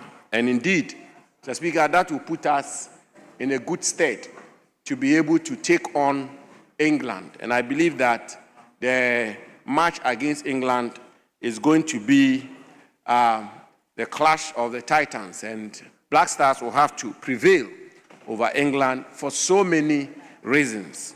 And our final match with Croatia should also be one that the Black Stars will be victorious. Mr. Speaker, in times like this, Ghanaians have demonstrated it in the past where we have rallied behind our national team and gone beyond our individual preferences in terms of other issues in our country to support the Black Stars. Mr. Speaker, you recall that the first time the Black Stars qualified to play in the World Cup was in the year 2006, Germany 2006.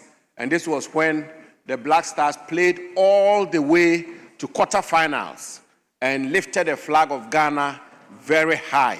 It was in 2006 that the Black Stars qualified for the first time. Ghana had been working over the years to qualify to the Black Stars, to qualify to the World Cup. But, Mr. Speaker, it was 2006 when we first qualified. And indeed, in 2010, the Black Stars again lifted the flag of Ghana. But for the very unfortunate and mischievous conduct of Suarez of Uruguay, the Black Stars would have qualified to semi-finals and become the first African country to qualify to play in the semi-finals of the World Cup. Indeed, Mr. Speaker, if the current technology existed, which is the technology, laser technology, which determine when the ball had crossed the line, I would say that the Black Stars indeed would have qualified to the semi-finals in 2010 in South Africa.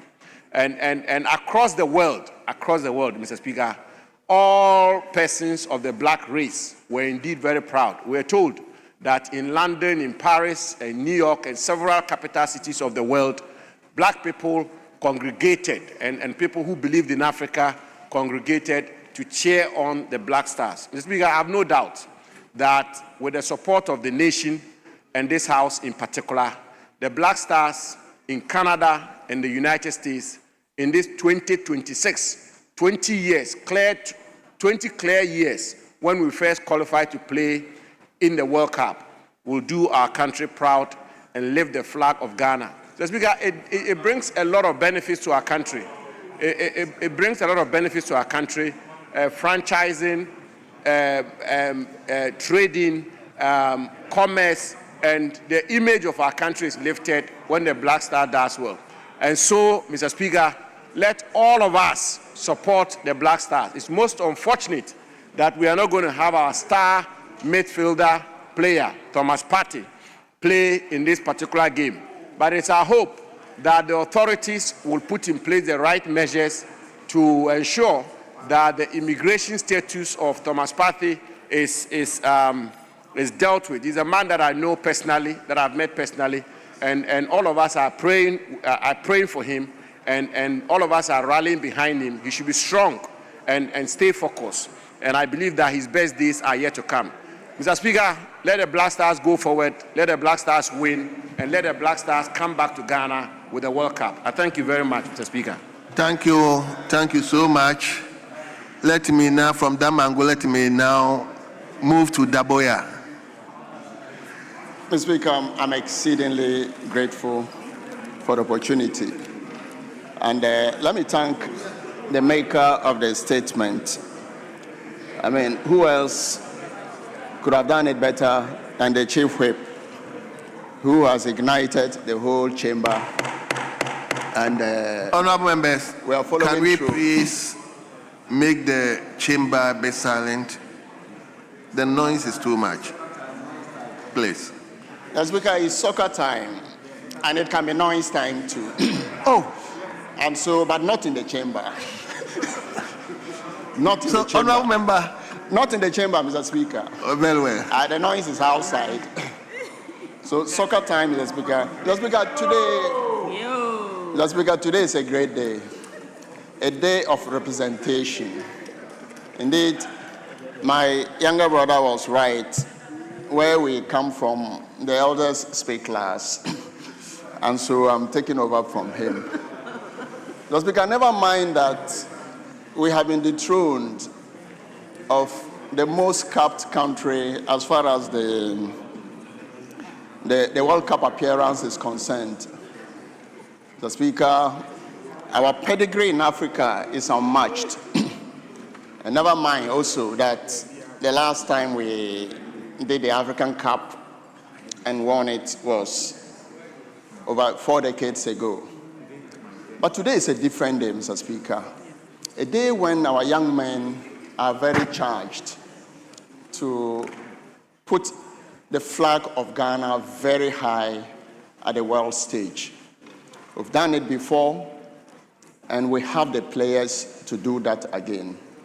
Indeed, Mr. Speaker, we have a depleted midfield, but that notwithstanding, we think that the young men who have been called upon to take over the injured and suspended players will rise to the occasion. I am very confident that today, the legacy of the great men and women who have carried the flag of Ghana so high will be repeated. So each day, Mr. Speaker, we say our opening prayer in this chamber. And in one of the stanzas, It says, God bless the effort of those who have made this a living reality. That is, who have taken us to wherever we are today. We speak of this young woman, this young man in Canada today, who are going to raise a flag of Africa very high. Indeed, Mr. Speaker, the whole nation is rallying behind the red, gold, green flag. Wherever you are as a Ghanaian, and I know there's a huge mobilization in the United States and indeed North America generally to support the Black Stars today. They know the pedigree, they know the standard we have set in South Africa, and they know that we will surpass that standard we set. And so, Mr. Speaker, today, let's all rally around the flag. Let's sit together. We'll get our coffee ready for 11 p.m. up till midnight when we celebrate. And tomorrow when we get here, Mr. Speaker, you should be the first to announce the good news to the whole country. Mr. Speaker, on that note, let me thank the maker of the statement, and then we wish the Black Stars the very best. Thank you so much, Mr. Speaker. Thank you very much. Let me now turn to Etiwa East. Thank you very much, Mr. Speaker. Mr. Speaker, I rise to associate myself with the statements made by both sides on the House. Mr. Speaker, in fact, let me say that today, I believe is a day of accountability for our Black Stars. They will have to account for all the investments that we have made into them.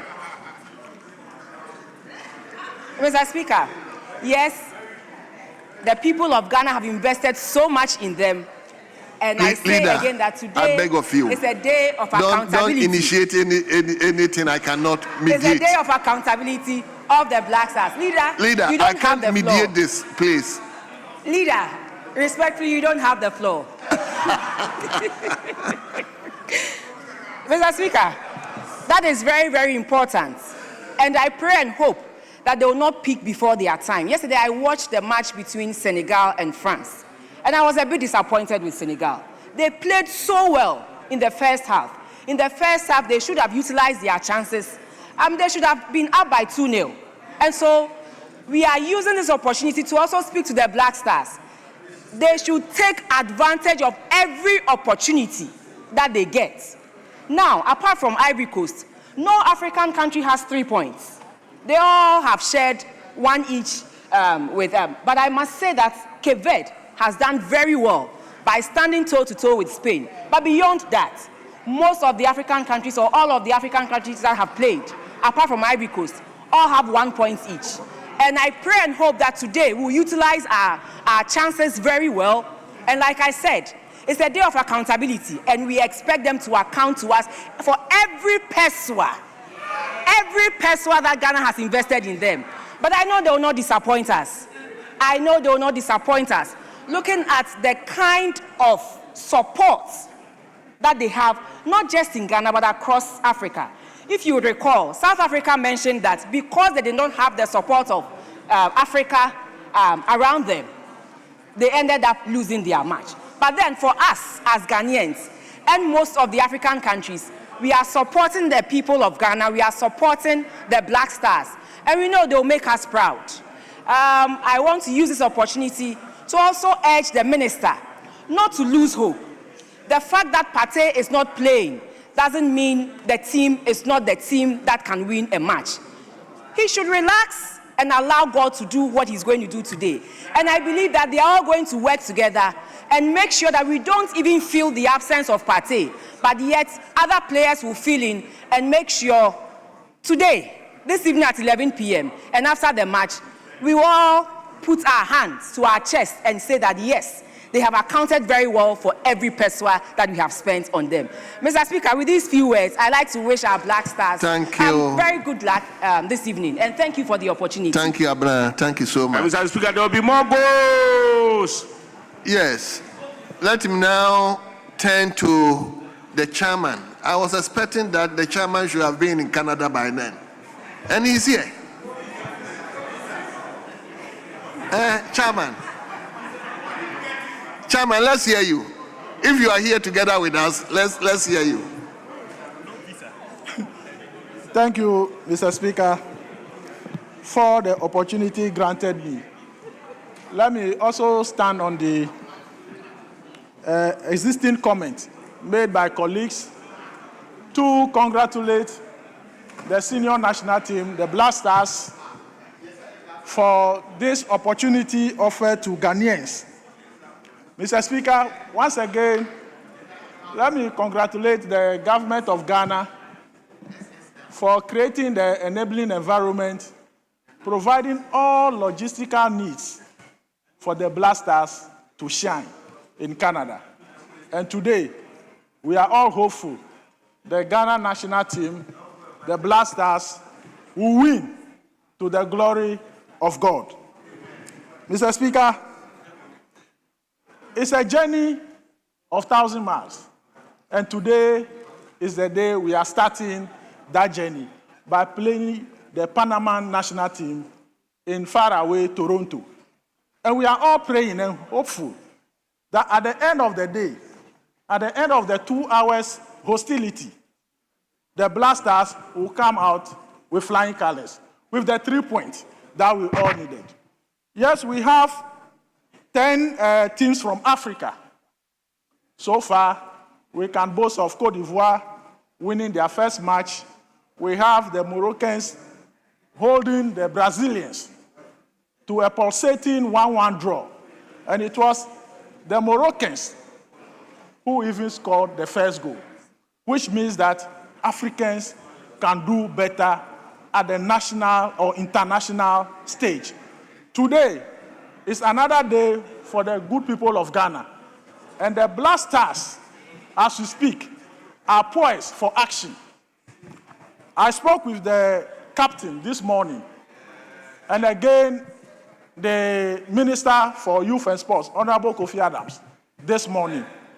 It appears, in fact, morale is very high at camp, and we are not expecting anything short of 2-1. Somebody said 2-0, but what we are expecting from the Black Stars, if additional goals come, Mr. Speaker, is an added advantage. All that we need at this point is to get the 3 points to push us to the next level. As for England, I can bet you, and I can assure you, we will colonize England. England colonized us before, but in this game, in football, we shall colonize England in the second match. And so I want to urge Ghanaians and all fans across the world and across the globe to support the senior national team, the Black Stars, who are far away in Canada to play their first match today at 11 p.m. Ghana time. And from there, that is where we'll start progressing. We can bet you and assure you that the senior national team will top the group and then progress to the second round and to the quarterfinals.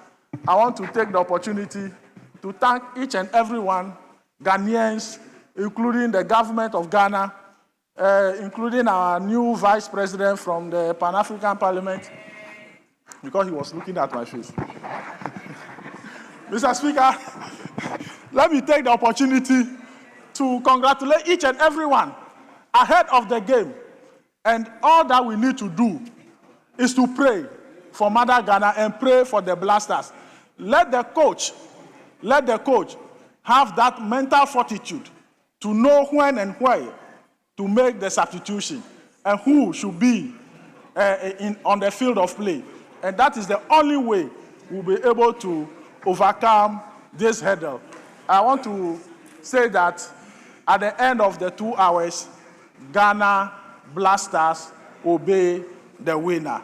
I thank you very much. But Mr. Speaker, my committee is organizing a small jama at the foyer here, just after adjournment. Your committee? Yes. The committee that couldn't take youth and sports. The committee that couldn't take anybody. Don't worry. So, Mr. Speaker, from here, we'll all move to the foyer where we'll have small jama to whip up euphoria, to whip up sentiment against the Panama national team. Thank you very much, Mr. Speaker. Honorable members, that is the invitation from the Youth and Sports Committee. Is inviting us to join the JAMA. Now, I think we've had enough. Let me resort to the leadership.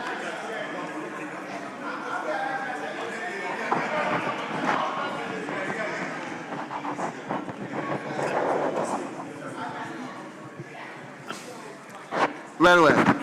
Let me turn to Martin Yindam. Thank you, Right Honorable Speaker, for this great opportunity to contribute to the discussion on the floor, to wish our Black Star the best today. Mr. Speaker, in the first place, let me congratulate them for even qualifying to this World Cup. And I am very positive-minded, Mr. Speaker, that today, by close of the game, the Black Stars should be able to win by 2-1. I am very positive-minded about that. We are not underrating any team, Mr. Speaker. We know the tournament is tough. You cannot underrate any country at this time when it comes to football. But we believe that we have the men to make Ghana proud. We are very positive-minded about that. Mr. Speaker, yes, despite all the challenges that we had, some of our players at this particular time, to some extent that one of our great men in the midfield is still struggling to get a visa to play his first match. There are 22 players, Mr. Speaker. I am sure that the coach and the technical team will find a better replacement for Partey to operate within the midfield and then make sure that we get the goals that we deserve. Yes, we are Ghanaians. We are behind them. We are behind them. It is a teamwork. It's not an individual brilliance. It is a teamwork. So my prayer and my wish is for all the 11 players that will enter the field at that particular time should know that whoever scores for the team.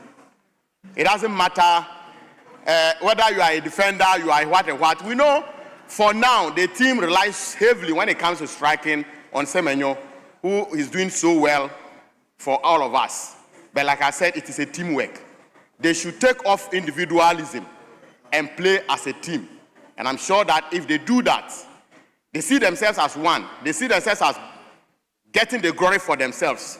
I am sure that they will come out well.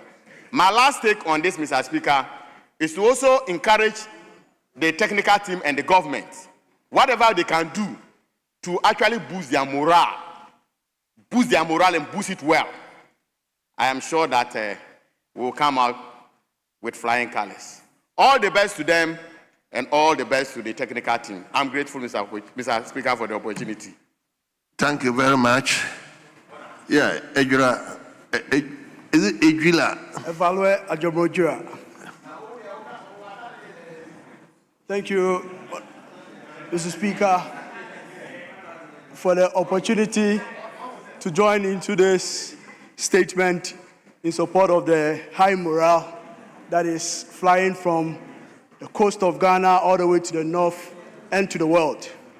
Mr. Speaker, today is a beautiful day. And the most beautiful thing is that when it comes to football, we're all united all over. And Mr. Speaker, playing at the World Cup level comes with a lot of advantages. All over the world, Ghana is known, especially for the World Cup. So, Speaker, I remember when I was a kid in the UK, mentioning Ghana, sometimes people got confused with Guyana. But when it comes to the World Cup, people like Asamoah Gyan, Abedi Pele, and the rest, names are known. But, Mr. Speaker, it is known that Ghana has always been a nation of football. And so, Mr. Speaker, it will amaze all of us to know that in this current competition, which is the 2026 World Cup, Mr. Speaker, there are a lot of Ghanaians who are playing for other countries. I'm talking about Ghanaian footballers who might have one parent, half parents coming from Ghana. Mr. Speaker, I can mention of Kelvin Danso of Australia. He's half Ghanaian because half parent, one of his parents, hail from Ghana. So many of them, Mr. Speaker. Patrick Wilmer also of Austria. Jamie Lawelin of Germany. Kevin Adeyemi of Germany. Odoi of England. Mr. Speaker, so many of them. It shows that indeed greatness, especially when it comes to football, hails from Ghana. And Mr. Speaker, we must be proud of ourselves. Mr. Speaker, we know how it is for a black person to rise to that level in Japan. And Mr. Speaker, I was amazed the last time I was watching the match where I saw a Ghanaian in the post of the Japanese team. With pride, I knew that indeed Ghana is a great nation. Mr. Speaker, the hope is that this World Cup represent to us and to people all over the world that you can come and play for the Black Stars, because this is where the blessings hail from. Mr. Speaker, watching France against Senegal, as my colleague mentioned, showcased that Africa can one day, very soon, win the World Cup. Africa is close to winning the World Cup, and it is our prayer and our hope that it will not be any other nation but this great country of ours, which is Ghana. So, Mr. Speaker, it should be known that even though we are in Ghana, we couldn't be in the US to support, we are with them in full spirits. Mr. Speaker, we will not be sleeping. We will keep awake, because Ghana, one unique thing that comes with us is the Jama morale, Mr. Speaker. As I watched the Black Stars arrive in Toronto, and the Jama and the morale that they were welcomed with, Mr. Speaker, it tells that indeed we are a great nation. So Black Stars, we wish you well. The technical team, everybody that is there. And I'm happy to see Asamoah and the senior colleagues also there. May we be one, and may this World Cup present to us a united front, that even after the World Cup, Mr. Speaker, when it comes to national affairs, we will be one, united for the welfare of Ghana, so that in future, we will not have our compatriots playing for other countries. May the good Lord give us all the blessings, so that soon, Mr. Speaker, the World Cup will be brought to this chamber, so that we can celebrate it and say that indeed the Black Stars have made us proud. Thank you so much, Mr. Speaker. Thank you. I think we can now revert to leadership. So, minority leadership.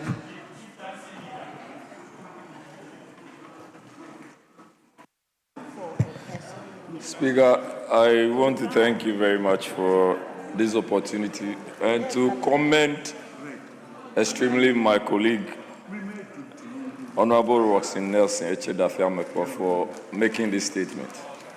Speaker, we all understand that football is a rallying point for the Ghanaian people, just like religion for most people.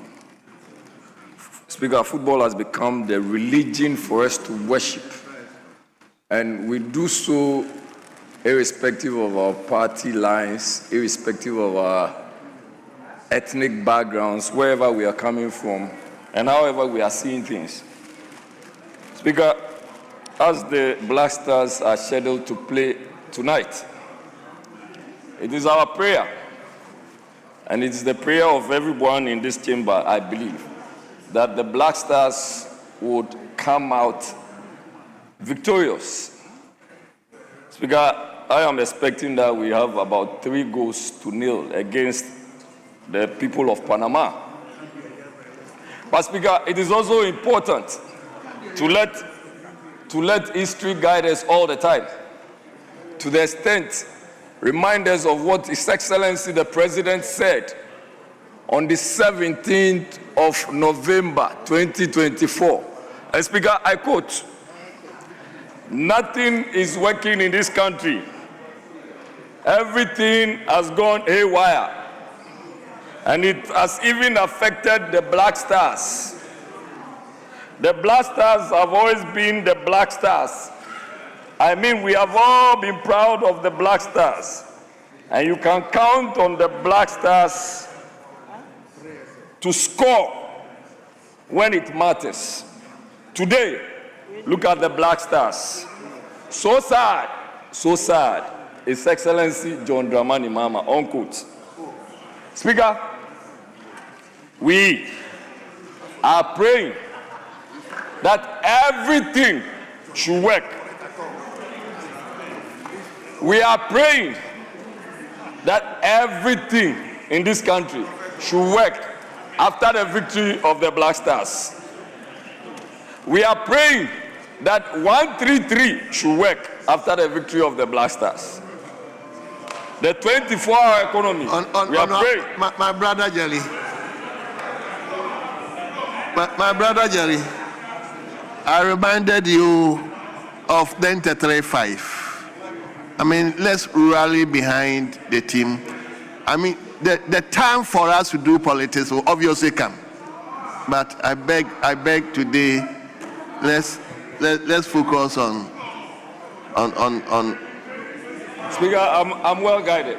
Well. Speaker, to be honest, I am not doing politics, but I'm well guided. Speaker, His Excellency also told us that the Black Stars will be composed of the local stars. He says, we will build the new Black Stars based on homegrown players. Speaker, the Black Stars we are talking about today is made up of foreign-based players. It is only one Kolegono boy, who is the goalkeeper. Even the Kolegono boy, he has been made a deputy goalkeeper, the House of Folk goalkeeper that I played football with in Kolegono. Speaker, we are praying for the Black Stars to have a sound victory. And we have even been told that the homegrown players, most of them were refused, which is a campaign promise which has not been fulfilled. But Speaker, that is not a conversation for today, as you have advised. We are praying that all the Black Star players who understand that Ghana is key. Victory for the Ghanaian people is key. Just like the park chairman said, it's time for accountability. They should know that it is not just the money that we have invested. We have invested our hearts into the game. People have died when Blasters have lost matches. They should be reminded that they are not going to kill anybody. They are going to make us extremely happy, pursuant to all the investments that have been made. Speaker, we wish them well, and we pray that Blasters come back very successful. Thank you very much. Thank you very much. Leader, conclude for us. Thank you very much, Mr. Speaker. Mr. Speaker, after all that my colleague MPs have said, there is very little to be added, except to say that the members of the team, both the players and the technical team and the coaches, should know that today they just don't carry a jersey. They carry the hopes, the aspirations of over 33 million people back home and so many others around the world in the diaspora. So you carry the hopes and aspirations of those people. You are not just wearing a jersey. And so as a team, every pass, every tackle, every move in this match should carry that burden of responsibility. I know that Panama is not an easy team to beat. If you check the FIFA rankings of the various national teams, you will see that Panama is a team in good standing by FIFA evaluation of national teams. But Ghana is a country with a history. We have talents, we have competencies, and we expect to see all that deployed today by our national team. As for those of us who are going to be watching, I urge you to be careful when watching the match. Whilst I am very confident, I know that in this day and age, the various national teams tend to surprise all of us. I was extremely excited watching the match between Morocco and Brazil. I was extremely impressed with the performance of Cape Verde vis-à-vis Spain. And across board, there have been a lot of surprises. And so I believe that we can also surprise the world. I have been a minister for youth and sports before. I've been to the African Cup of Nations with the Black Stars before, and I know that the Black Stars are capable of reaching the further stage of the tournament if they get the needed support. And I can assure you that the government and the people are ready to give them all the needed support. I want to thank colleagues for wishing them well. I want to thank Ghanaians for rallying behind the Black Stars, and I want to join the Deputy Minority Whip to commend Ghanaians for putting aside partisan considerations and rallying around the Black Stars as one people with one common destiny. Mr. Speaker, on that note, I wish the Black Stars, and I wish Ghana, and I wish all of us watching the best football match of the tournament so far. Thank you, Mr. Speaker. Thank you so much, honorable members. I think the commentary so far from left, right, and even on the street of Ghana have said it all. So on behalf of the House, I would like to wish the Ghana Black Star the best of luck. Our prayers are with them, and we hope they will make Ghana proud. And that is our prayer. Honorable Emmanuel Bejura, you said wanted to do something. Let me give you the floor now. Thank you, Mr. Speaker. Mr. Speaker, as you rightly mentioned, that our prayers are with the Black Star. I know people are having mental prayers, but we want to say a word of prayer to articulate our desire that a cup will come to Ghana this year. Amen. On that note, Mr. Speaker, with your indulgence, if you are a believer, either a Muslim believer or a Christian believer, you want to stand with me, you are permitted to stand with me as we pray. Amen. Precious Lord, this house of the Parliament of the Republic of Ghana acknowledges the fact that you are sovereign Lord. Amen.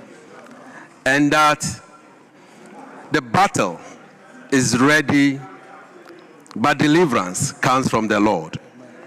You give Black Star, our compatriot, who are on the battlefield, to come with the trophy. All we are looking for is that the trophy will come to this house. Amen. Today's game is a win. Yes. We heard our colleagues saying 2-1, 3-1, 2-0. But all we are looking for from you is that, Lord, they will score and score and score. And that will qualify to the final. And Black Star will be the first African country that will win this. Yes. This we all ask with our heart, that God, you will bring it to pass. because in you we trust. Amen. Amen.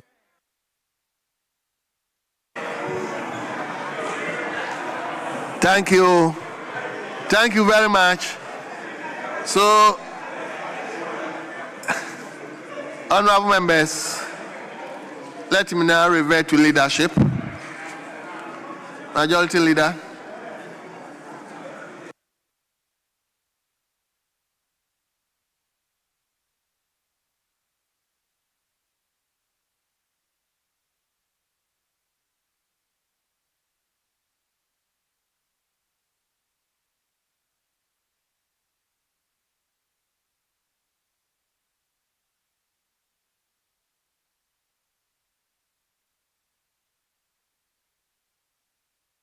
Yes.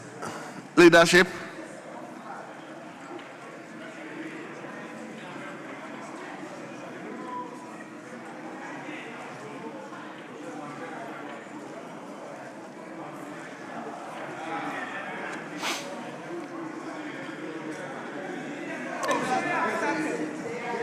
Mr. Speaker,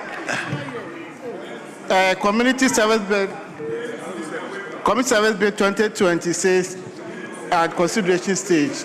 We want to do at least 1 hour so that we'll break and members will go and prepare themselves for the match is 11 p.m. So we can do 1 hour and then we adjourn. Yes, minority leadership. Thank you, Mr. Speaker. Mr. Speaker, after soliciting for messages from all members, almost all the members have spoken, I think this issue, we need to consider it as a spiritual thing. We are in the spirit. And we believe that we need to also prepare adequately so that we'll be awake spiritually, so that we'll be awake to support Black Star from a distance, rightly, Mr. Speaker. I therefore move that this August House will adjourn till tomorrow, 12 o'clock in the noon. Thank you, Mr. Speaker. Leader, he has concluded it. Yeah, Mr. Speaker, there's a limit for endurance. So the way I gauge the environment, there's no way, even if you do the amendment, members will contribute. So, so on this note, I second the motion for adjournment. You know, leaders, I was with you that we do at least 1 hour. But the way he took it, that, I mean, it's the spiritual dimension. Let's give it to her. So, honorable members, the motion has been moved and it has been seconded.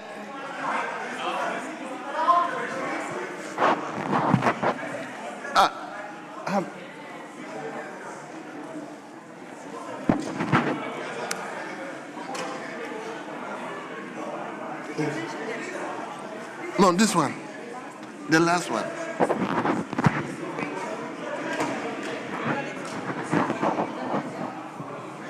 Very well. Those who at my left corner, you are welcomed. We officially we've not gotten anything about you, so I'm welcoming you.